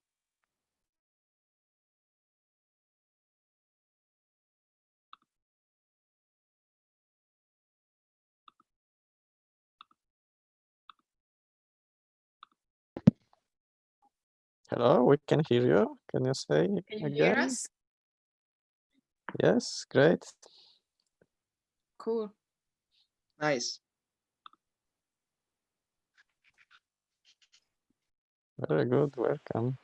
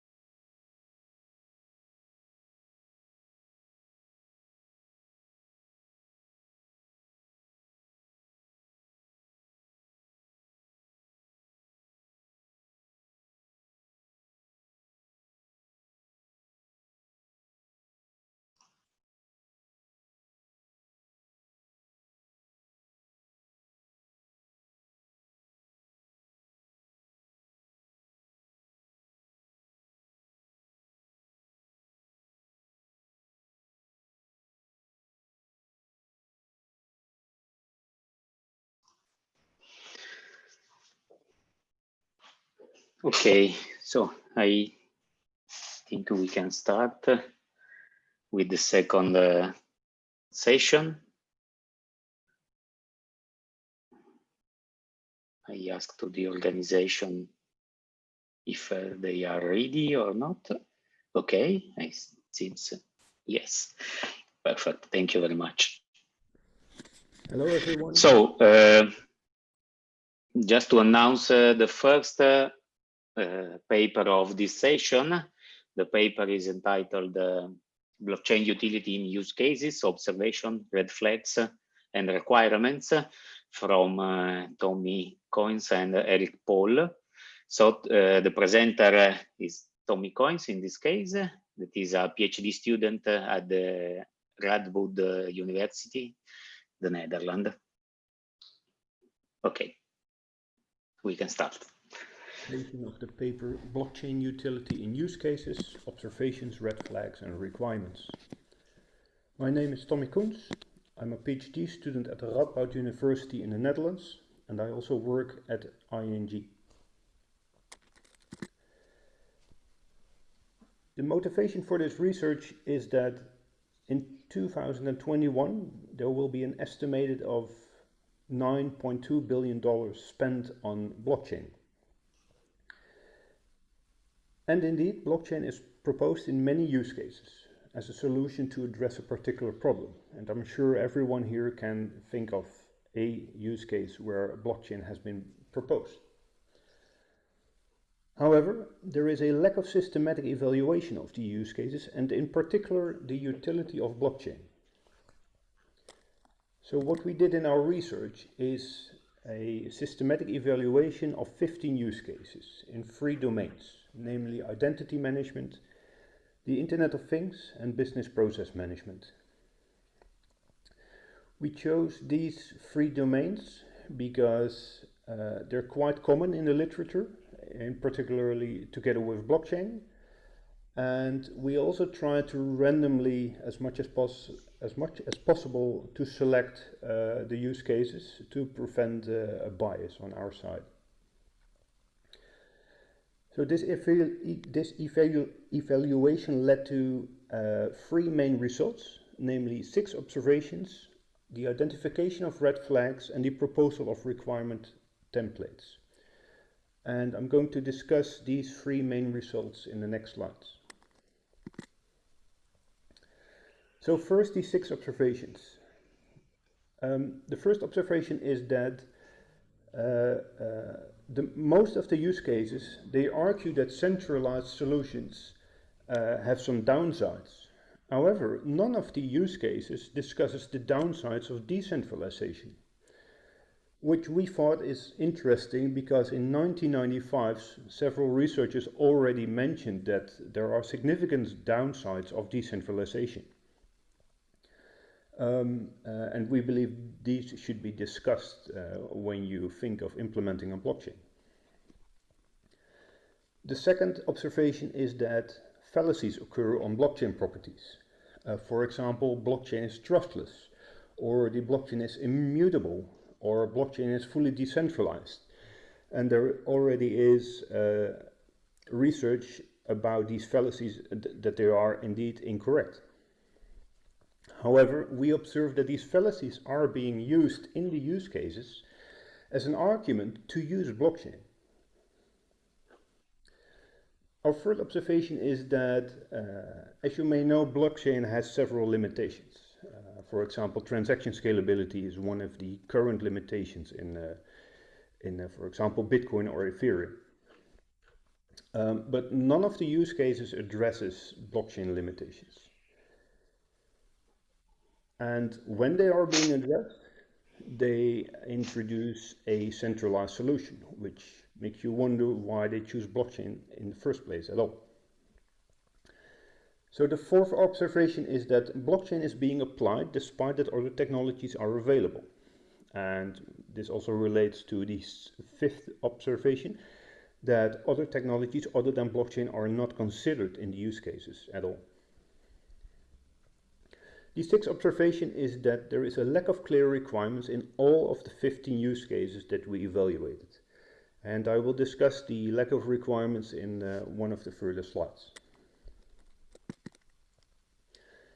So to conclude these 6 observations, the first 3 observations, they relate to the proposed solution itself. We concluded that blockchain or utilizing blockchain cannot be warranted based on the 15 use case descriptions.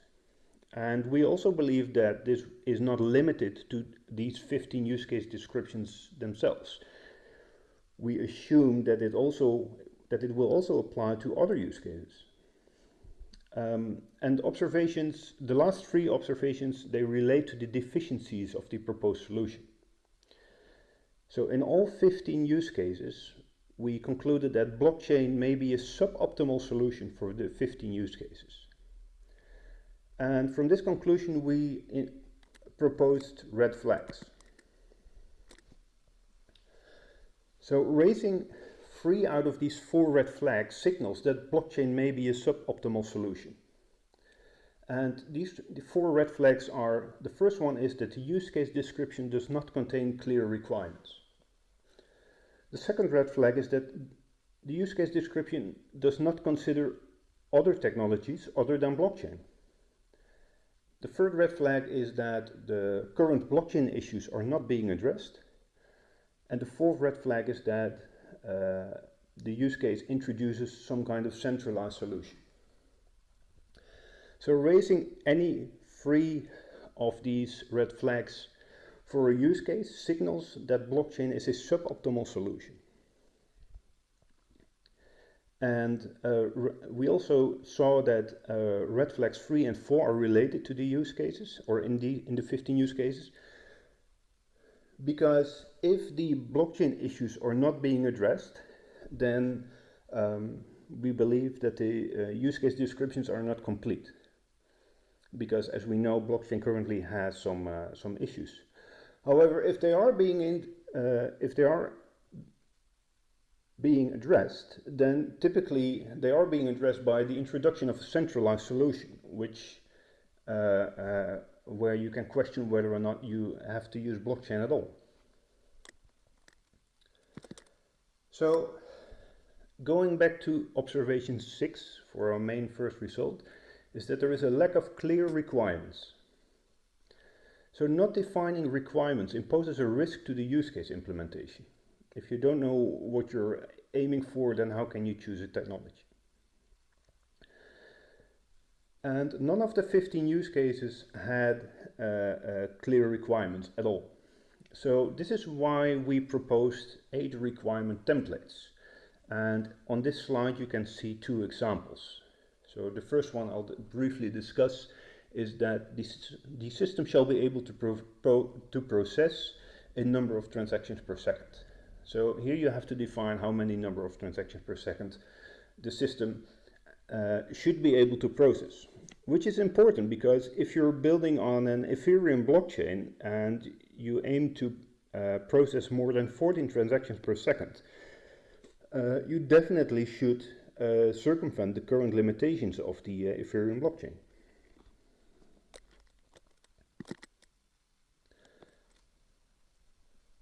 So as future work, we consider that evaluating other use cases with our red flags should be performed.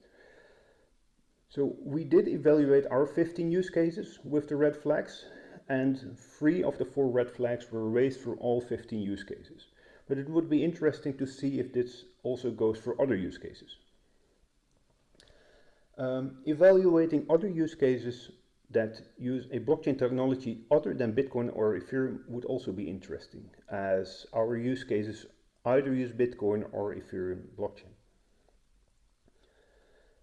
The third future work that I'd like to mention is that additional requirements should be set, such as trust requirements.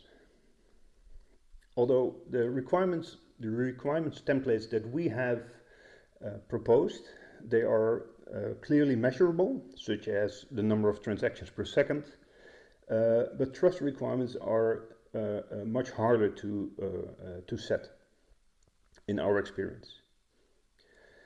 And finally, in most of the use cases that we evaluated, there is a need for decentralization.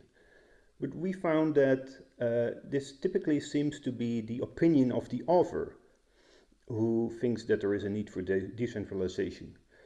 But of course there are many other uses of a particular system, and it would be interesting to determine whether or not these other users also find that there is a need for decentralization, or if they're fine with a centralized system. So to conclude this brief presentation, So there is a global attention on blockchain, and there is going to be about $9 billion going to be spent in 2021 on blockchain. And indeed, there are many use cases that propose blockchain as a solution. However, there is a lack of systematic evaluation of these use cases, in particular on the utility of blockchain. So what we did is a systematic evaluation of 15 use cases. From this evaluation, we made 6 observations. And in summary, for all 15 use cases, utilizing blockchain cannot be warranted. And the second one is that blockchain may be a suboptimal solution for these 15 use cases. And we believe that this also may be the case for other use cases as well. To identify or to quickly identify whether or not blockchain is a suboptimal solution, we proposed red flags. We proposed 4 red flags. If 3 of these red flags are raised, then it's likely that blockchain will be a suboptimal solution. Another finding that we did from our observations is that all 15 use cases that we evaluated, there is a clear lack of requirements.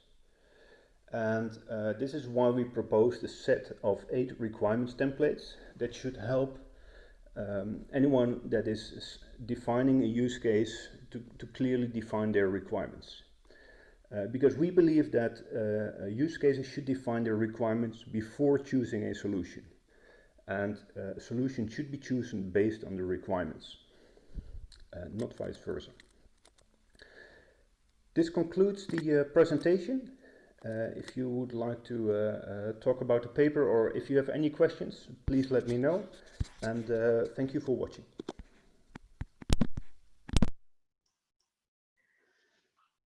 Okay, thanks for the presentation. So I have 2 questions.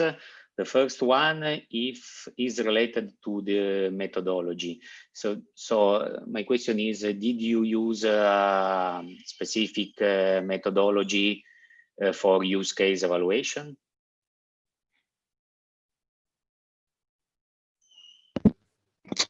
Hi there. I hope this sound is better than the one on the presentation, at least on my side. So the methodology is that we try to evaluate a certain set of use cases. Of course, we couldn't evaluate every single use case out there. So we picked 3 common topics in the literature that are known to be used in blockchain. And from there, we try to, as randomly as possible, pick a use case to prevent a bias on our side. That was our approach.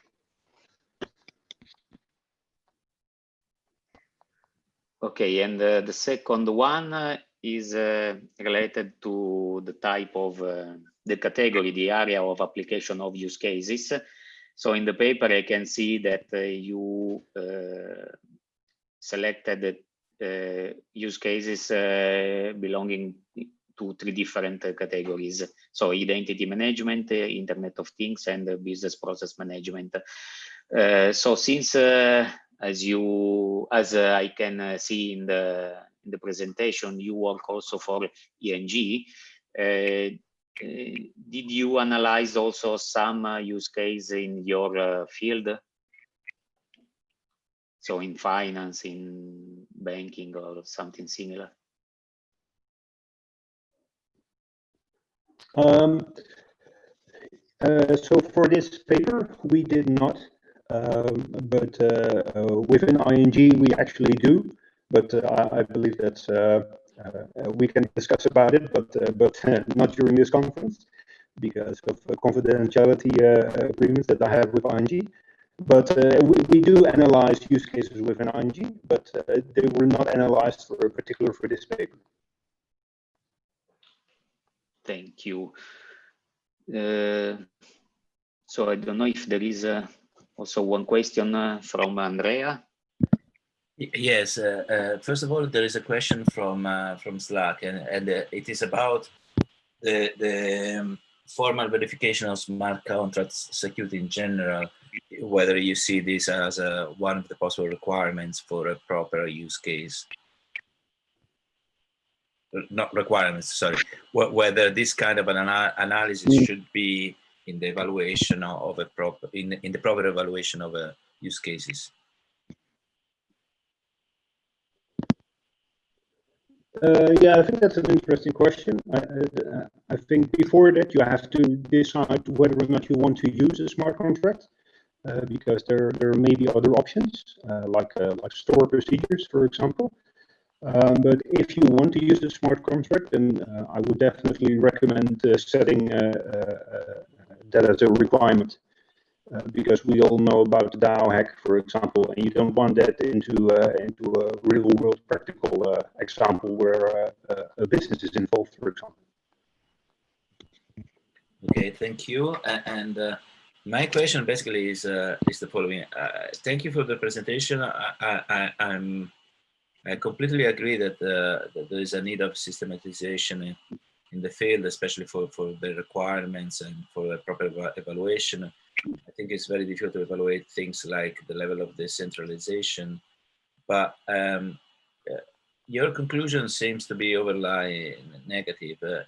Can I ask you to give a couple of examples where blockchain was not the best technology, and which other alternative should we consider? Of course, I would like to see examples that are in which the notion of trust and centralization, single point of control, and these kind of things are relevant.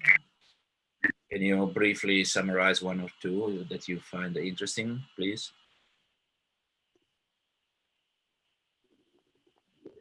The line's a little bit bad, but if I understand correctly, your question is about if I can provide an example where blockchain would be useful. Is that correct? Well, the analysis you have done seems to be quite interesting, and it's mostly on, say, the negative side. So can you tell us one example where clearly, even if there is a problem of trust, blockchains are not relevant and there is another technology which is better suited?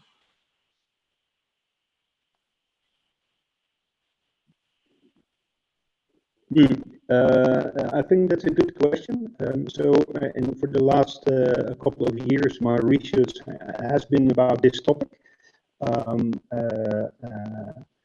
And purely from a technological perspective, I would argue that I haven't seen any use case that could also be addressed with other technologies other than blockchain. I know that's a bold statement in a blockchain conference, but I think we should seriously look at whether or not we want to use, or if we should use blockchain, even if there are other technologies available. So right now, from a purely technical perspective, I do not have an example of a particular use case. For instance, sorry for being a bit trivial here. What about blockchain? Sorry, what about Bitcoin, for instance?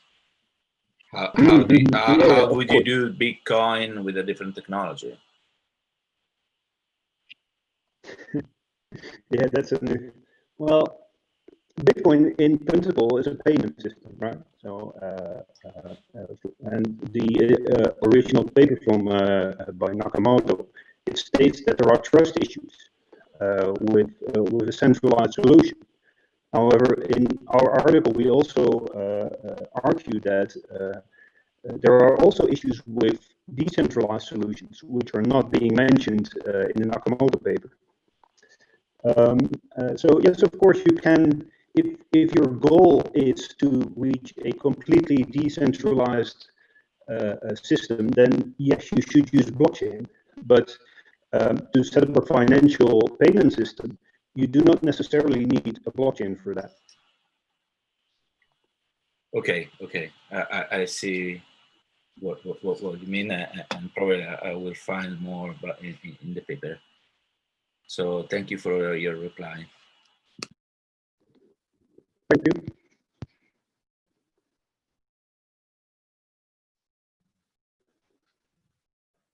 Okay, so let's move to the next paper. So the next paper is next generation blockchain based financial services.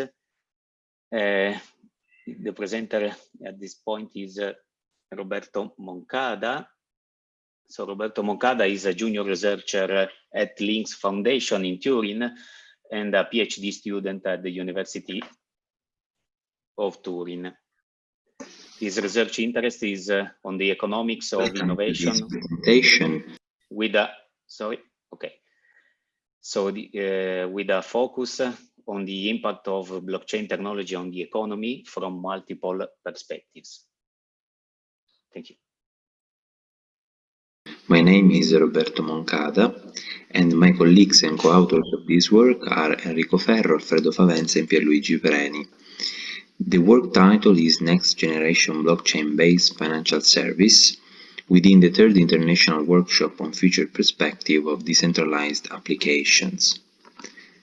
The first perspective we analyzed is the difference between CeFi and DeFi in the financial services provision and their consistency in this provision. In the first place, we can see the traditional financial system that works through the close interaction of governments, central banks, private banks, stock exchanges, and so forth, and that form the decentralized finance, also called CeFi. The traditional financial system is a centralized system, since the institutions that form this ecosystem just have the monopoly of the ledger, of the data of the users within this ecosystem, with respect to the decentralized system, in which the decentralized application, also called dApps, built on blockchain infrastructures that compose the decentralized finance, also called DeFi, is characterized by a distribution nature of the ecosystem, in which the ledger is accessible is also available by all the users of the ecosystem, that in fact have access to an exact copy of the ledger of each blockchain and each platform. DeFi is a decentralized financial system composed of dApps developed upon permissionless or public permissioned blockchains that grant access to financial services through the execution of smart contracts, provided that an internet connection is available. The first solution to CeFi critical issues that DeFi offer is the transparency. Indeed, all users have access to transaction data stored on the blockchains while still maintaining privacy, at least for public blockchains. The second one refers to the autonomy. Indeed, no trusted third parties are needed.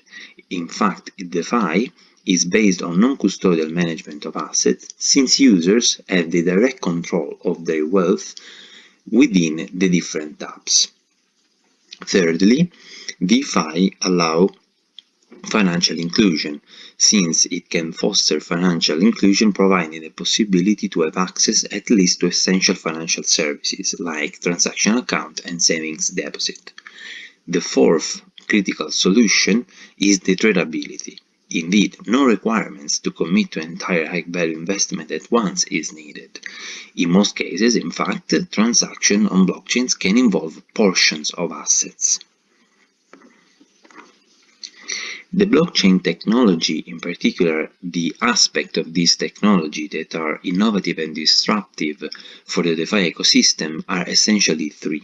The first one is the ledger distributed nature, and in particular the blockchain eliminates intermediaries by spreading control over the network and among users. Secondly, we have the consensus protocol that defines the rules that legitimize the entry of new transactions into the ledger, and the cryptographic algorithm that design as the methods to validate new data entries, maintaining security. Together, consensus protocol and cryptographic algorithm allows to determine many essential aspects of the blockchain infrastructure, in particular the degree of efficiency of the platform, the power consumption of the platform, and the digital scarcity. The last one, specifically, determine the solution for the double spending problem. Indeed, instead of the situation of the internet condition in which information is abundant and can be replicated at will, since the cost of replication is very low, in the case of asset within the blockchain context, it is not possible to recreate, so to double the assets at will, but the consensus protocol, together with the cryptographic algorithm, create digital scarcity. For the DeFi ecosystem to exist, it is necessary a circulating medium of exchange that we generally call currency in the traditional system, while in the context of DeFi we call cryptocurrency. If on the one hand, in the case of the fiat money, the money is under the monopolistic control of central banks, cryptocurrencies represent a form of unregulated and programmable digital money that is consensually accepted by the community members of the blockchain. New transactions, then, are performed through the implementation of a consensus algorithm, and so the two main aspects upon which the DeFi bases its functioning are the community and the algorithm. DeFi also falls within the paradigmatic shift from economics to tokenomics. If on the one hand we have economics, which innovation proceeds by introducing a change in the context of set rules and by observing how such a relatively rigid framework reacts to the change, in the context of tokenomics, innovation is put forward by designing the rules governing the playground in a way that the stakeholders' behavior aligns with the goal pursued. So, in the first case, in the case of economics, we have an innovation based on a predictive basis. In the case of tokenomics, innovation carries on a design basis. The shift from the passive observation of the ecosystem reaction to a change to the active design of the ecosystem consistent laws aims at reaching the desired outcome. So DeFi falls within tokenomics by definition, since the rules on the basis of each dApps, of each platform, are designed before the application of the financial services, in order to pursue the goal defined before. We defined an analysis based on 8 blockchain infrastructures of the DeFi ecosystem. The choice of the 8 blockchain infrastructures aim to present the technical scenarios within which the DeFi ecosystem has proliferated in the last years. The selection criteria of the blockchains are essentially 3. The first one is the market capitalization, so the level of capitalization of the blockchain's native cryptocurrencies. The second one is the nature of the platform, and in particular the permissionless and public permissioned nature of platforms. And thirdly, the predisposition of these platforms towards financially innovative objectives. This first table shows the 8 blockchains selected, and in particular Bitcoin, Ethereum, Tron, Stellar, EOS, Tezos, Neo, and Cardano, with respect to 9 main variables that, as I told before, present the technical scenarios of these 8 blockchains in order to understand the technical characteristics of these platforms. First of all, we have the accessibility. So the permissionless and the public permissioned blockchain, in fact, you can observe that the 8 blockchains are or permissionless or public permissioned. Only Cardano is an exception because it presents both a permissionless and a permissioned governance layer within its infrastructure. The consensus mechanisms is the second variable, and we can observe different mechanisms like proof of work, proof of stake, delegated proof of stakes, and other specific and special consensus mechanism that derive generally from proof of stake or delegated proof of stake, like for example the liquidity proof of stake of Tezos. Then we have the cryptocurrency issuance method, and in general it differentiates between mining and pre-mined activities. Cryptocurrency symbol, the cryptocurrency total supply, the blockchain uses that defines the main activities carried out within the 8 blockchains, the target audience that does not preclude the participation of other players, like for example the public sector, so institutions, other than individuals and businesses, the market capitalization of the native cryptocurrency of the different platforms, and the creation year of the infrastructures. The DeFi ecosystem is based, DeFi ecosystem that we analyzed and we structured in this paper is based on the 8 blockchains presented in the previous slide, and on a financial services categorization based on 5 categories of financial services. The first category is the borrowing and lending category, where users have access to peer-to-peer lending platforms, where borrowers can obtain funds over collateralizing a loan by blocking their digital assets. The exchanges category, in which users can exchange tokens not only for utility reasons but also to take advantage of rising and decreasing prices. We have also deposit and asset management category, in which users can access non-custodial dApps to manage funds and digital assets, monitoring their investment directly, so having access to non-custodial realities in which there is no need for third-party interventions or intermediation.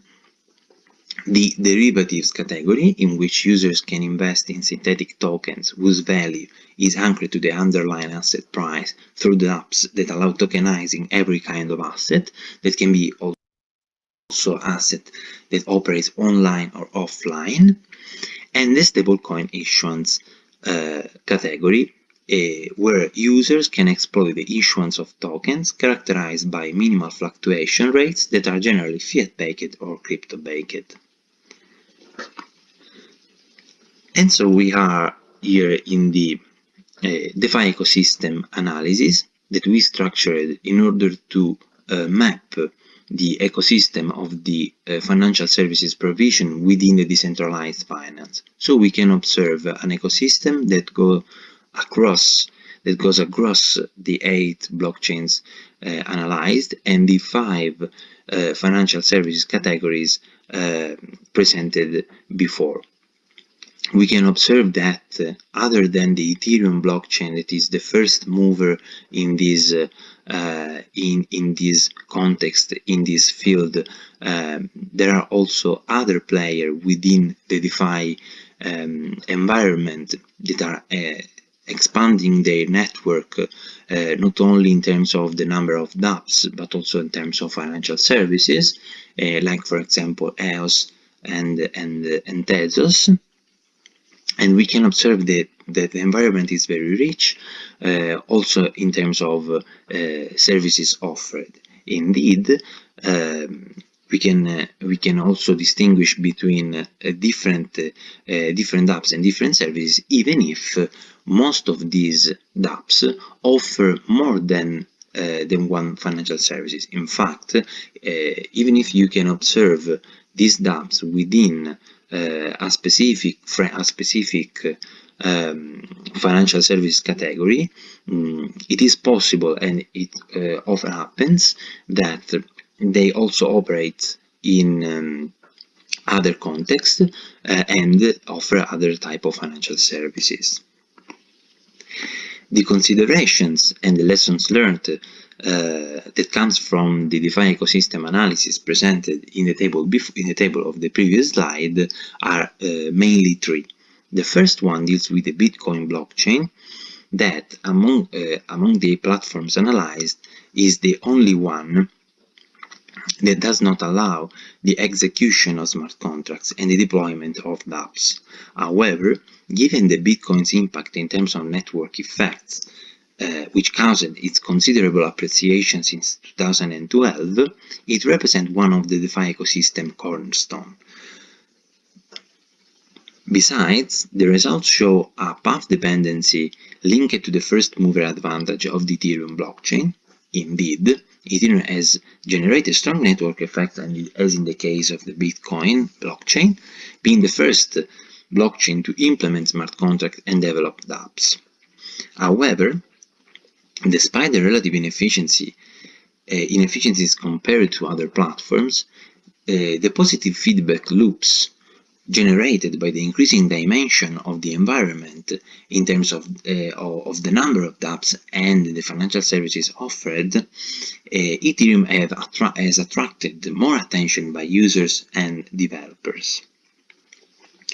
But more recent infrastructures, like also EOS and Tezos blockchains, have started to expand their network in terms of dApps and financial services offered, deriving two main effects from the emergence of other blockchains within the DeFi environment.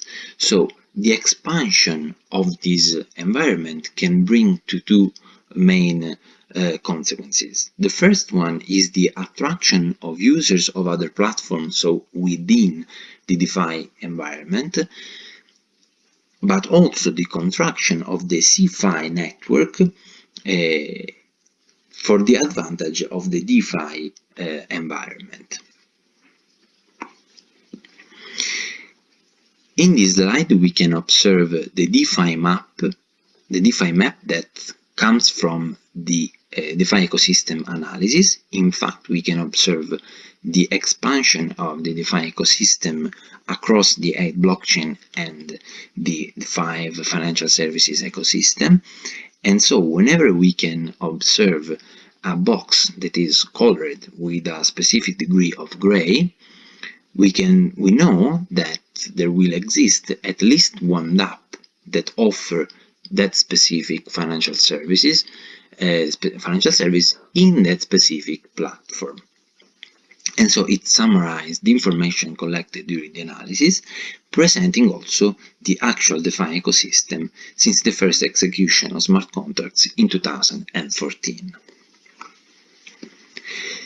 So the conclusions of this work made in this paper are essentially three also in this case. And the first one deals with the blockchain technology application in the financial sector has brought to the creation of dApps ecosystem able to reproduce standard financial services and also to go a step further, proposing innovative solutions for this industry's evolution. The result presented during this in this paper describe a rapidly changing ecosystem actually driven by the Ethereum blockchain in terms of the dimension of its environment, but followed also by prominent projects with broad potential in terms of efficiency and also ecosystem prosperity. This exploratory study, in particular, represents an initial step within the research field that treats the transition from centralized to decentralized system. And further analysis also will focus on a multiple perspective study with the aim to define which degree of complementarity between centralization and decentralization can maximize their respective strengths and minimize the weaknesses. So, subsequent work will enhance comprehension about the future perspective of DeFi, also delineating the profile of potential future successful actors in the next generation financial industry. This work and this research activity is part of an extensive and ongoing effort to understand and map the innovation potential of distributed ledger technologies carried out by Over the Block, that is a permanent observatory on blockchain technology powered by Linux Foundation. So thank you for your attention, and so if you have any question, I will be glad to answer.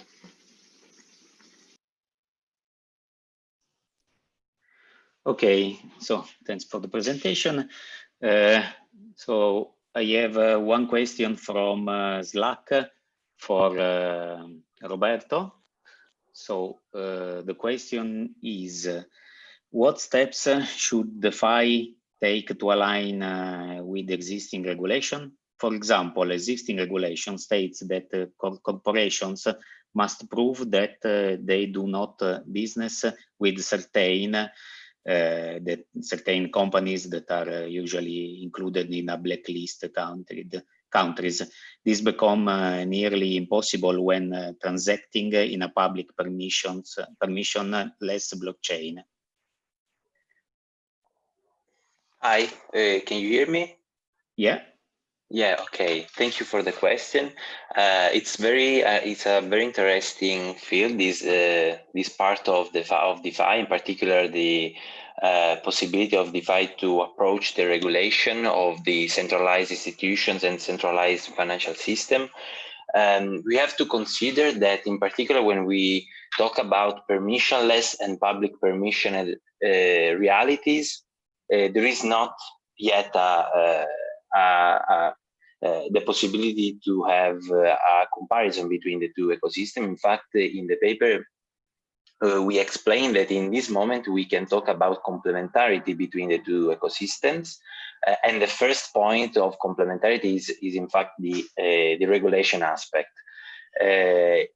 Which steps should DeFi take is not too easy to forecast. We could say that in this case, the first step is just to align with the regulations within countries that just want to align in these terms. For example, there is a Luxembourg country that is taking a very important steps in this way. Also, obviously, the United States are approaching new regulations in this in the ecosystem of decentralized finance and blockchain in general. So I think that in some terms we will have some connection between the two ecosystems, but the regulation will always create some boundaries to the decentralized ecosystem, obviously. So limiting the possibilities to interact between the two. The important thing is that even if there will be always this type of limitations, the two ecosystems just go straight for their way. So there is a complementarity between the two ecosystems, allowing different type of context to carry on different type of services and businesses in general.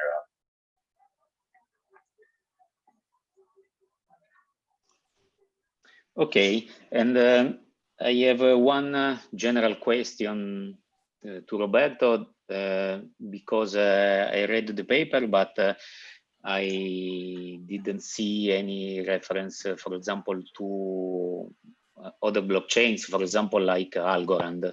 I don't know if you studied also Algorand, and I don't know if you think that there is there will be some impact in some role that Algorand will play in DeFi scenario. No, we didn't study the Algorand blockchain until now. Consider that this is the our first effort in terms of DeFi study, and in fact we focused on the very prominent blockchains in this field, and focusing also on the blockchains that in which there were and there are more dApps in terms of financial services, obviously. So we are expanding this work. We are expanding also the ecosystem studied. So Algorand is an optimal point to start next work in this research activity.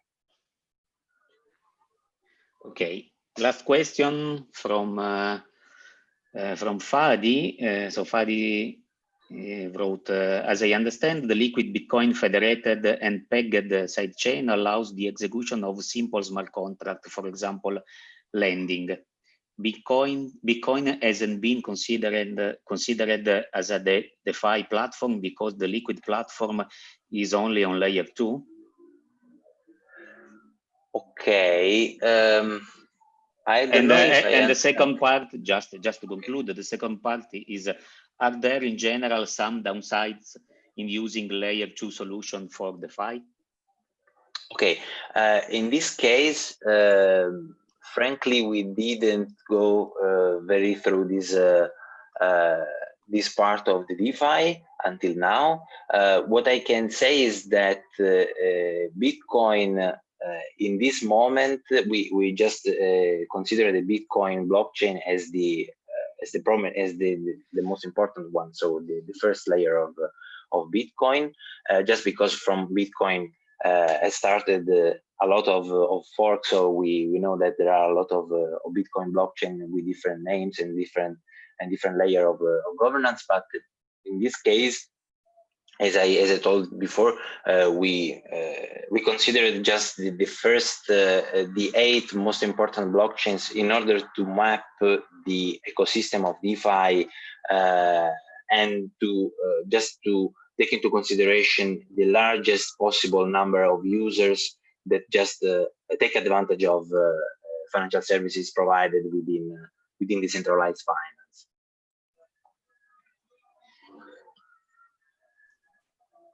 Okay, can I elaborate a bit further on this? So I think the study is quite important and interesting, and maybe a bit preliminary at this stage, as recognized. But I would kind of ask and suggest a couple of questions about the technical aspects. So in my opinion, there should be a bit more detail on the technology used. For instance, I find a bit difficult to consider at the same level of decentralization projects like Tezos, Stellar, EOS, and Bitcoin. For instance, in Stellar, the way in which you reach consensus kind of imply that there is a number of, let's call them super nodes that everyone has to listen to. And it is not clear how these super nodes are defined, probably that they are not decentralized at all. The same holds for EOS with the 21 verifier or validators or whatever they are called. So, and this is completely different from instance from examples like Tezos or Algorand or whatever. So a bit more of technical detail, I think, is needed if you are observing the scenario of decentralized finance. And following up on this and on the previous question, I would be a bit more careful to say that there are no smart contracts on even layer 1 of Bitcoin, in the sense that you can build things on top of the single transactions of Bitcoin. You can build lotteries, you can build, there are many examples of things that can be implemented, even if there is not a native smart contract programming language. So this is a kind of a question if you want to comment or maybe suggestion, and I'm happy to take this offline if you are interested. Okay. Thank you. Thank you too for these suggestions and questions. So it was there were very interesting suggestions in this speech. In particular, the part of decentralization. We are searching, we are studying in order to understand just a scale or just a way to understand the degree of decentralization of blockchains. In particular, we didn't find until now other study that allow to create a degree of decentralization, so a scale of decentralization put in numbers. Therefore, this is a very interesting part of this study, because we want to apply this type of analysis in within the DeFi ecosystem in order to understand which type of platforms has more possibility to expand in the future, also with respect to the decentralization degree. You are all obviously right in the sense that in the 8 blockchains that we analyze, there are different degrees of decentralization. So it is obvious that this aspect plays a role in the determination of the DeFi ecosystem and its expansion in the future. This was not part of the aim of this work, that is just limited to the mapping of the DeFi ecosystem, but this absolutely part of the future, our future proposal for research activity, and also the fact about the Bitcoin blockchain. In particular, we focused on dApps. So we focused on applications that enable the execution of financial services. We didn't forget the possibility to execute smart contracts, even if they are not directly built on the Bitcoin blockchain, but we just focused on another type of financial services and type of applications.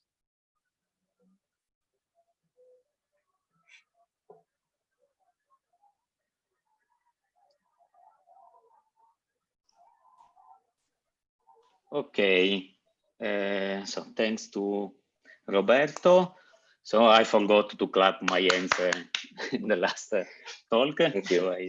So okay, and so we can move to the next paper. Hello, everybody. I'm Bianca Trovò. Okay, just perfect. Thank you. So the next paper is entitled ANS Review, a protocol for open anonymous peer reviews. The presentation, the authors are Nazareno Massari, that is a blockchain engineer based in London, and Bianca Trovò, that is a PhD candidate in cognitive computational neuroscience in the doctoral school program at Sorbonne University and Neurospin CEA Paris-Saclay.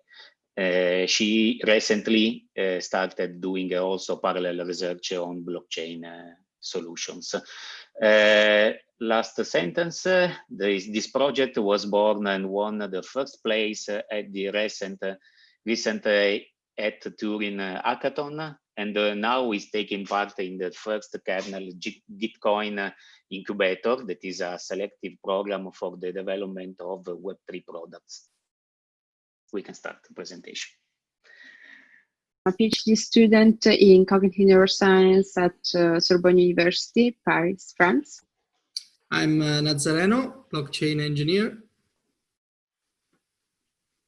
And we are going to present ANS Review, a protocol for open anonymous peer reviews. Our presentation is divided into 3 parts. First, we're going to state the problem and provide a solution for the blockchain system. And then we are going to introduce the implementation of ANS Review.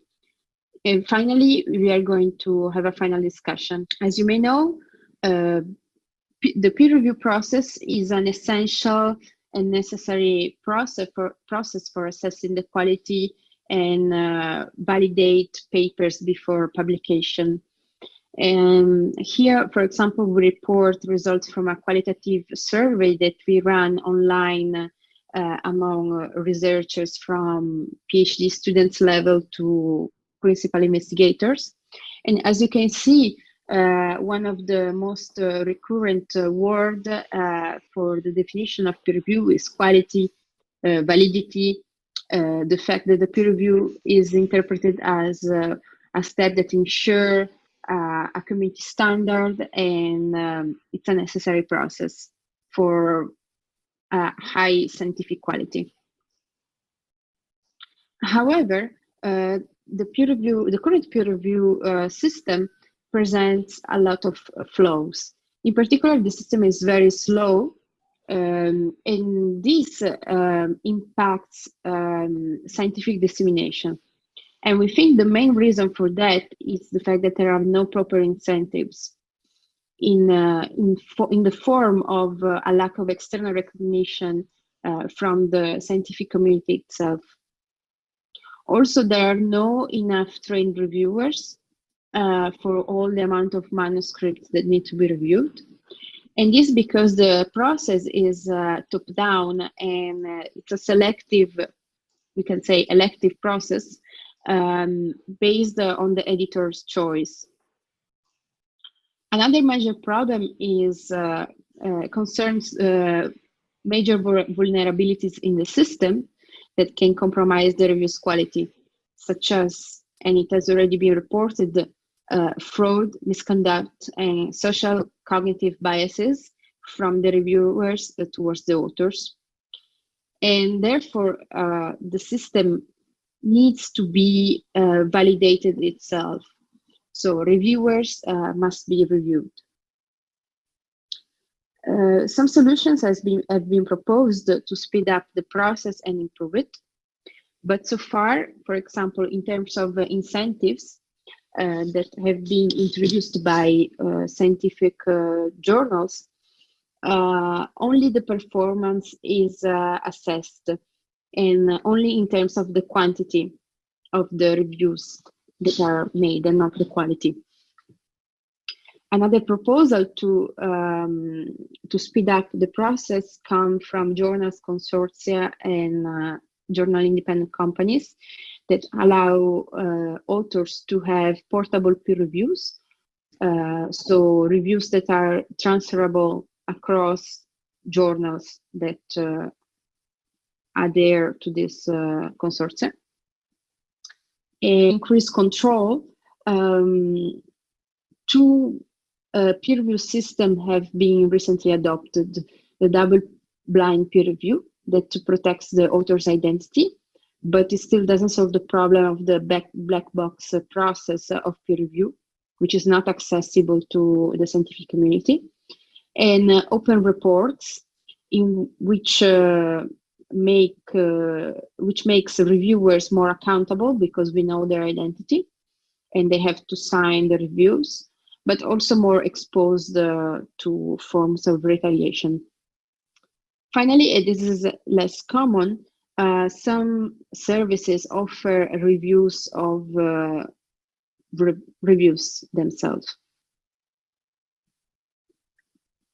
We think that blockchain could be a viable alternative due to the intrinsic characteristics of decentralization and proof of existence, and the fact that it allows to adopt incentives in the form of token economics.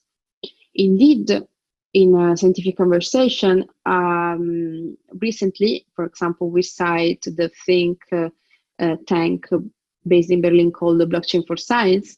It has been appointed that blockchain could be the solution that can bring the scientific research towards open access, open data, and reproducibility. Here with Ant Review, we propose a model in which peer reviews are a community-driven activity. Therefore, instead of having a top-down process where editors select the reviewers, the process is bottom-up, and researchers seek for the paper to review. Therefore, the system is much faster, more transparent, and inclusive. Here we can see the difference between a centralized peer review system and a decentralized one, which is the one we propose. In the centralized system, the authors submit their manuscript to the journal's editors, which handle the manuscript to the appointed reviewers. And in this system, the trust is in the hand of the journals, which guarantee that the process is not corrupted. However, in a decentralized system, there is no need for a third party, and the authors can handle the manuscript to the scientific community itself, which is made of contributors. And contributors volunteer to be either reviewers or to validate the reviews. Moreover, we intend in our model, we intend peer reviews as a public good. This because reviews themselves are a service that is provided to the scientific community and therefore needs to be retributed. An incentive can happen in the form of tokens.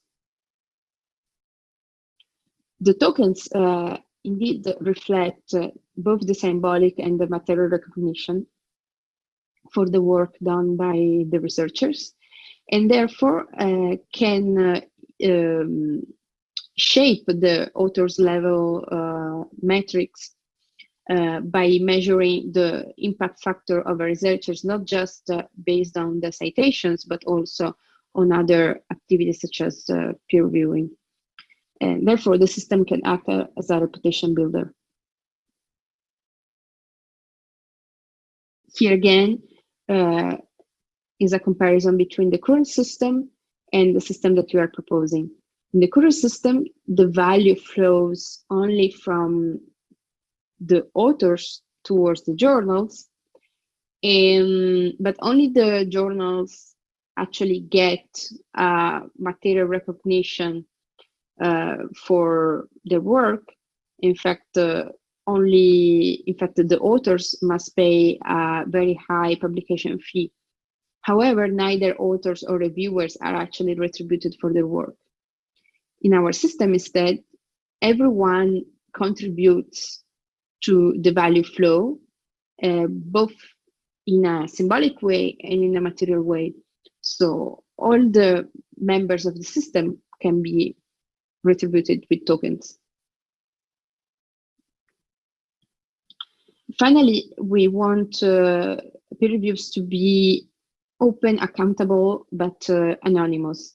This means that we want to combine the two good aspects of the most recent models of peer reviews, which are the double-blind approach and the open report approach. And our idea is to do this, making the platforms act like a version control system through cryptographic hashing, and also by protecting the privacy of the transactions between the agents with the zero-knowledge proof. In this way, we can maintain the anonymity of the members in the community, but making everyone accountable for their contributions. Here, we compare the current system again and the answer review system. In the current system, which usually adopts the single blind review approach, the review's identity is masked to the authors. And all the process that happens before the publication is closed to the scientific community. Another option is the double-blind approach that we mentioned, where also authors are masked to reviewers. And the other one is the open reports. In any case, the manuscripts are usually not open to the scientific community. In the answer review system, instead, everything is available to scientific validation even before publication. But all the members of the community are anonymous. However, their contributions are trackable through IPFS that uses cryptographic hashes. So we, for the current iteration, we implemented a fully bounty-like system. So the main smart contract, ANS review, and all the logic we need, as well as ANS review roles that introduce two roles, issuer and peer reviewer, by leveraging an Open Zeppelin access control module that is used for safe contract development. And as we can see, an agent in the protocol, Alice, an author, can issue an ANS review by uploading the paper on IPFS that the contract will timestamp on Ethereum blockchain, and also it will specify other issuer, other authors, as well as an approver and a deadline. And Bob, the reviewer, can fulfill a specific ANS review by uploading the file of the peer review on IPFS, submitting before the deadline, and he will receive, if the peer review will be accepted, an amount of ANS as reward. Regarding tokenomics, we introduced a few tokens in the protocol, a native token called ANS that is used to reward peer reviewers for peer reviews, and as well as ZK ANS, that it's a wrapper into Aztec protocol to allow private transaction between agents. And also we are considering to add DeFi integration like DAI, Chai, and other as well. In detail, as you can see, Alice can issue an ANS review. An ANS review is a particular object that is between a bounty and a pool, and because it has its own balance, and everybody from the community can contribute by sending ANS. And the process also allow the community to validate peer reviews and establish a rank of the best peer reviews, as we can see. Also, the privacy is achieved by leveraging on Aztec protocol, by wrapping the native token into the protocol, as well as also pseudo anonymity granted by Ethereum addresses. It's pseudo because it can be subjected to data mining and to get the identity of the agent. But regarding Aztec, it allows a fully anonymous interaction. And this is achieved by leveraging on Aztec cryptographic engine that uses homomorphic encryption as well as zero knowledge proof, specifically ZK SNARKs, and in the future Plonk, that allows any asset, any ERC20 token to be wrapped into the system and transferred by a special transaction called join split, by which the agent in the system, Alice and Bob, are anonymous, as well as the transfer amount, in this case 75 ZK DAI. Now I'll show you a quick demo of the current. So this is the user interface. We can claim 10 ANS. So we is spending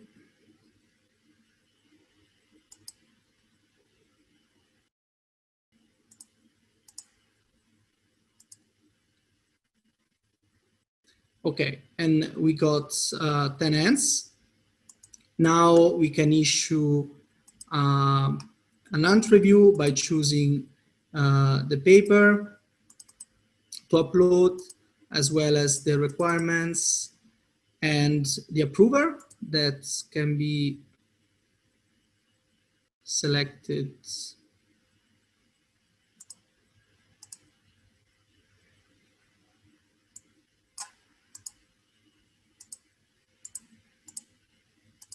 as well as issuers. We can add another issuer as well, and we can specify a deadline and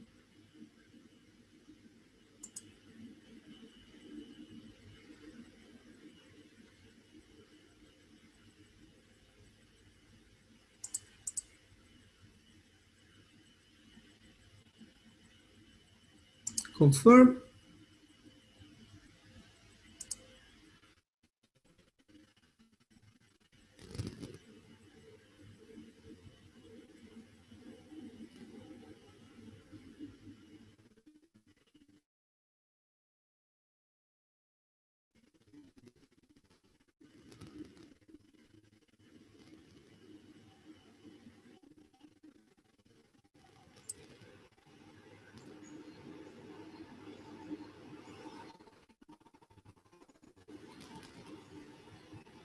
And is issued. We can see on Etherscan the event log and review issued. Now we can see on the Explorer, the last one, it's our end review. We can, an example, we can contribute. So like, let's say one ends.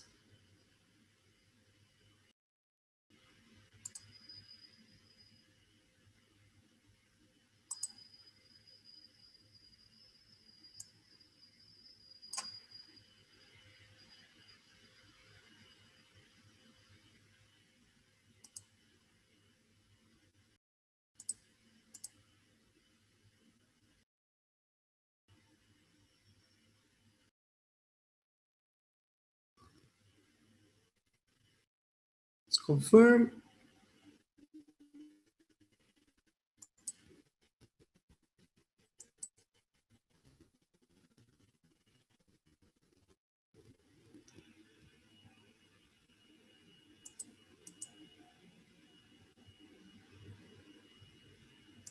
And so we need two transactions, one to approve the amount and the other to contribute.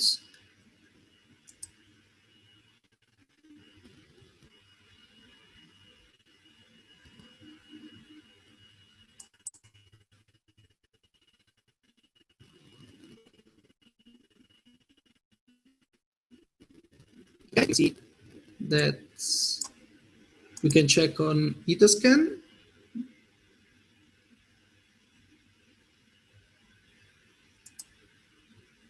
And it works. Now everybody peer reviewer, so we need to change the accounts, can fulfill the ant review. We can specify a file, a peer review in this case, and we can submit the peer review.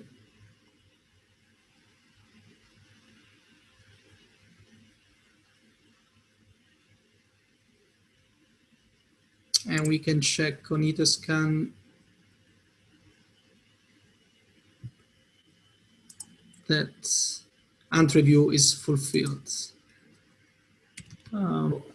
Future developments, we will considering adding DeFi services by leveraging on the duration of a peer review that usually is 6 months or more. And these allow, for example, to use DeFi services like MakerDAO or Compound to accrue interest, and by incentivize the agent, the hunters, member of the community to contribute to get back a wrapper of ants representing the accrued interest called HYPE.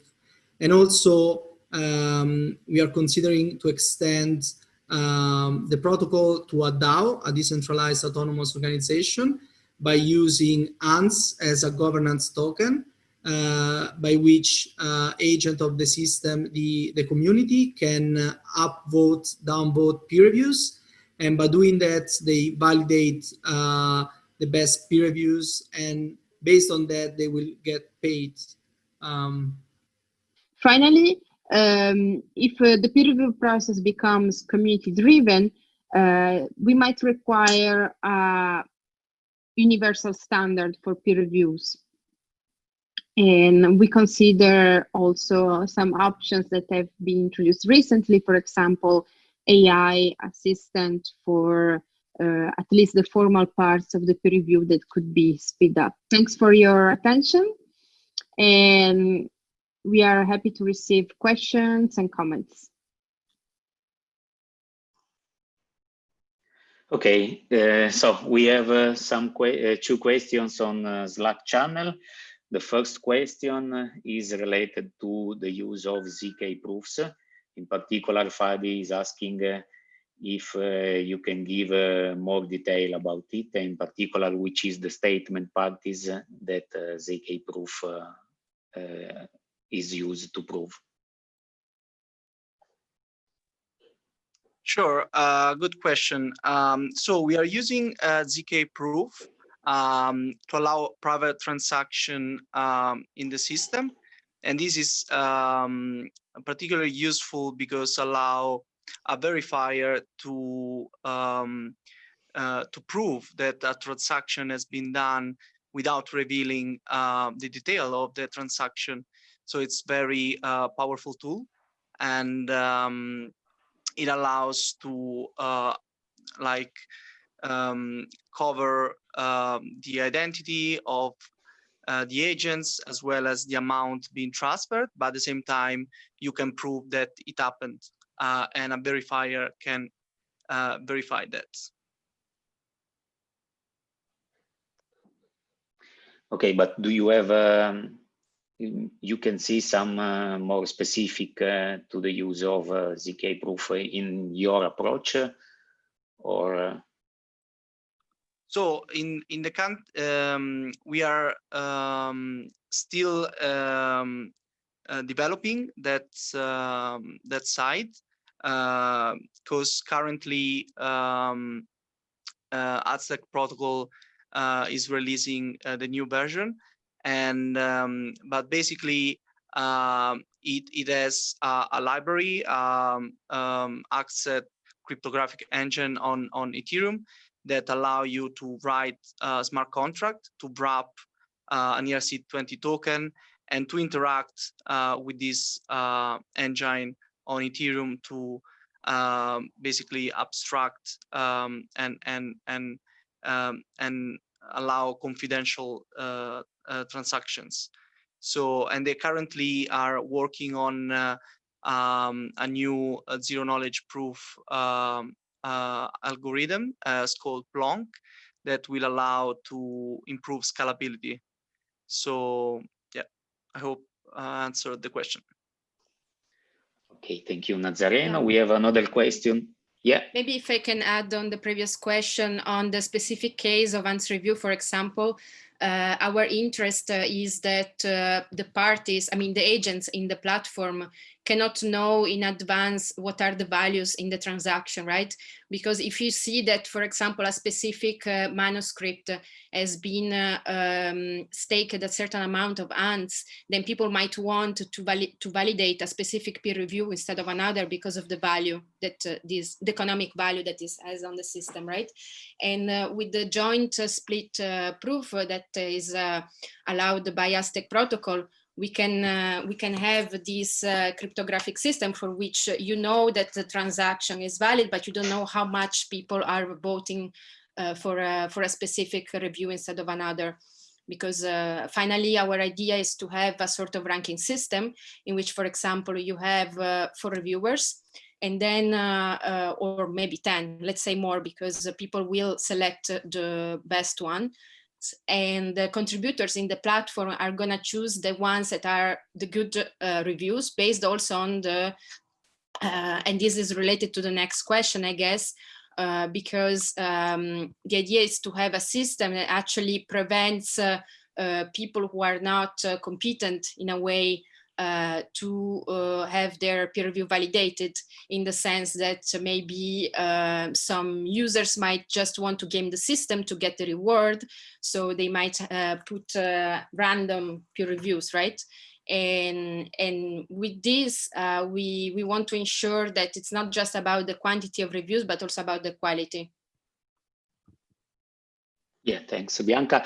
Yes, you mentioned the following question that just for the audience that doesn't have maybe the Slack channel in front of it. So the question is related to identities. So how are the identities created and managed on AntsReview? Because, for example, as Tommy suggests, if an identity is anonymous, a reviewer can also have a low reputational score, and he can recover just from simply creating a new identity on the system. Yeah, so the system in theory is resistant to Sybil attack.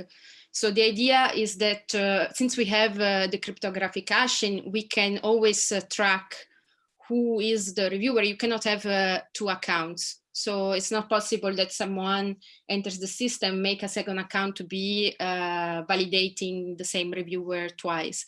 And specifically to filter the agents on the platform, we are considering several options. One of these is Oracle, and maybe Nazareno can talk about that. Sure. So this kind of system can be subjected to this kind of attacks, but if we filter at the top with oracles that allows to check some background on the issuer, the author, this allow the system to identify the agent in question and to avoid kind of duplicates or events in which there are more agents that are using different accounts.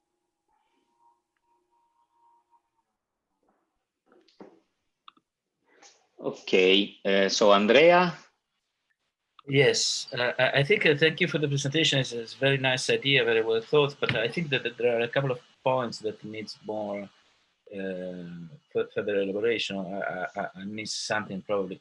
So it's not clear to me how the evaluation phase works. So once you have these reviews, are you imagine that there will be someone in charge of accepting the paper and move it from the status of submitted to published somehow, or how would it work?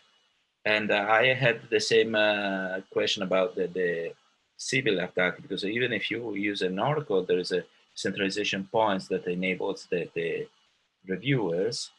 And the last two points are, everything seems to be public before publication, so before reaching a state of, say, recognition by the community.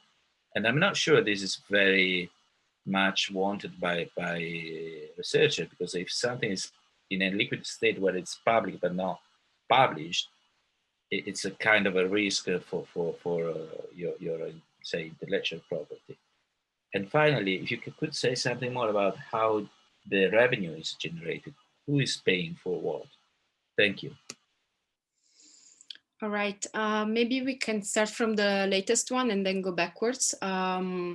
So regarding the business model, this is still in development, but in fact, maybe you have noticed that there are some differences between the paper and the presentation, because we have been further developing AntsReview we are still currently developing AntsReview in an incubator, which is the kernel. And our idea is that the contributors in the platform are staking ants. So they are staking the token. And maybe Nazareno can explain some details about it. Yeah, so currently for the business model, we are considering a contribution fee. So when you contribute to an AntsReview by sending some token that can be ants in the current iteration or in the future DAI, for example, we take 1% contribution fee. So this is for now a business model that we propose. And regarding the second latest question about the complete open access in process, we personally didn't see it as a problem. I have been running some user research on researchers between PhD students level to PIs. And these qualitative questionnaires about the peer review process, this has never been put as a particular issue. Also, I'm thinking of some recent models, for example, proposed by the journal F1000 Research, in which the peer review process is actually post hoc. So basically, your paper, which is in the draft version, is already accepted for publication, so it's published. And then you select the peer reviewers, and the peer review process is dynamic. So over years, you will receive many reviews, and you will see all the reviews. In a sense, it could be like a version for manuscript writing of GitHub for codes. So people are always seeing which are the contributions that are made. And since the system is made with this sort of version control that is ensured by IPFS, by the cryptographic hashing, there is always accountability. So there wouldn't be a problem such you mentioned as auto recognition, intellectual property, because you would always know who had this idea first. Yeah, I don't know if this completely answer your question. We should imagine that in the system, you don't know the names of the authors, but you know who they are based on the cryptographic hash. So, yeah. Yeah, regarding the Sybil attack that was mentioned before.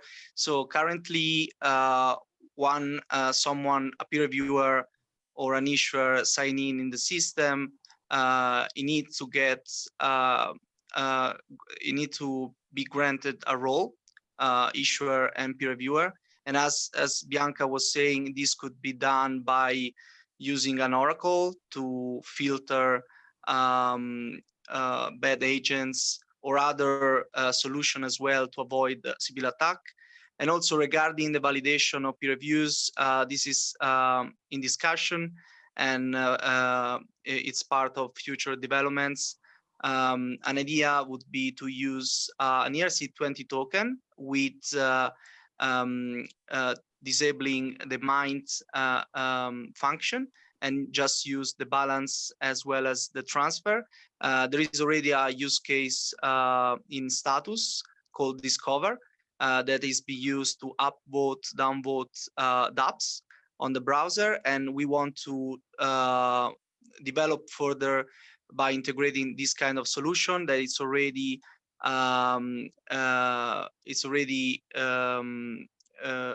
Sybil attack safe. And because there is a cap on the supply, total supply, and other another way as well, and this could be the base to have like a score system for peer reviews that are being accepted within a certain threshold and paid out by an approver, or in the future also automatically by the protocol via a Lambda function. And yeah, so yeah, in particular, sorry. Yeah, in particular regarding this latest point mentioned by Nazareno, there is a future development that we kind of briefly mentioned in the presentation, which is the upvote, downvote. So the fact that the token itself can be used to rank the peer reviews. And basically, in the sense, we could imagine that we remove the approver that is needed for the bounty system, and instead we have a system, as I said, that automatically approves a review based on if a specific threshold of votes is passed. And regarding the status that you asked about the validation, so if it means that once the peer review is validated, then the article is directly published. we have been considering several options. For now, the idea is kind of like the ones that I mentioned in the beginning of the presentation of the portable peer reviews, which is already adopted by some companies and some consortia. At least in neuroscience, for example, there is a big consortium of journals that allow authors to have the paper revised once, and then to bring these reviews to other submissions, such that the time scale of peer review is speeded up. And in a sense, we can imagine as a system that is decoupled from the journal publication system. So it's kind of like having a preprint service, like bioRxiv, arXiv, and then adding on top of it the review process. So it doesn't mean that it's going to be already published on a specific journal, although we are also considering maybe as a possible output to have Ants Review as an independent open access journal, but this is still completely under discussion.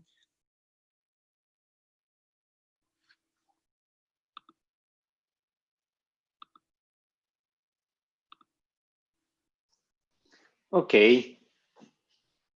I don't know if there are some other questions. No. Okay. So I think that we can thanks also Bianca and Nazareno for your presentation. And so I would like to share my screen with just one slide to conclude the workshop.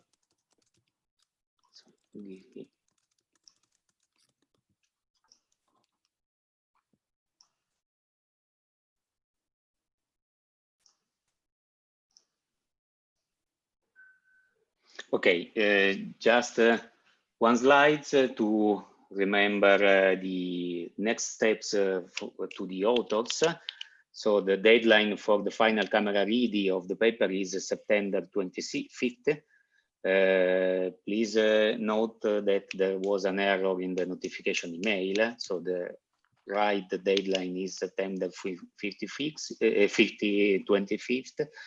And obviously you will receive an email from the Europar organizer containing all instruction, but please make sure to include all suggestions, comments that you received during the workshop and also in the reviews, and and they prepare the final version taking care of this. Moreover, we would like also to link slides and videos into our website. The link, the address of the website is in the top right corner of the slides.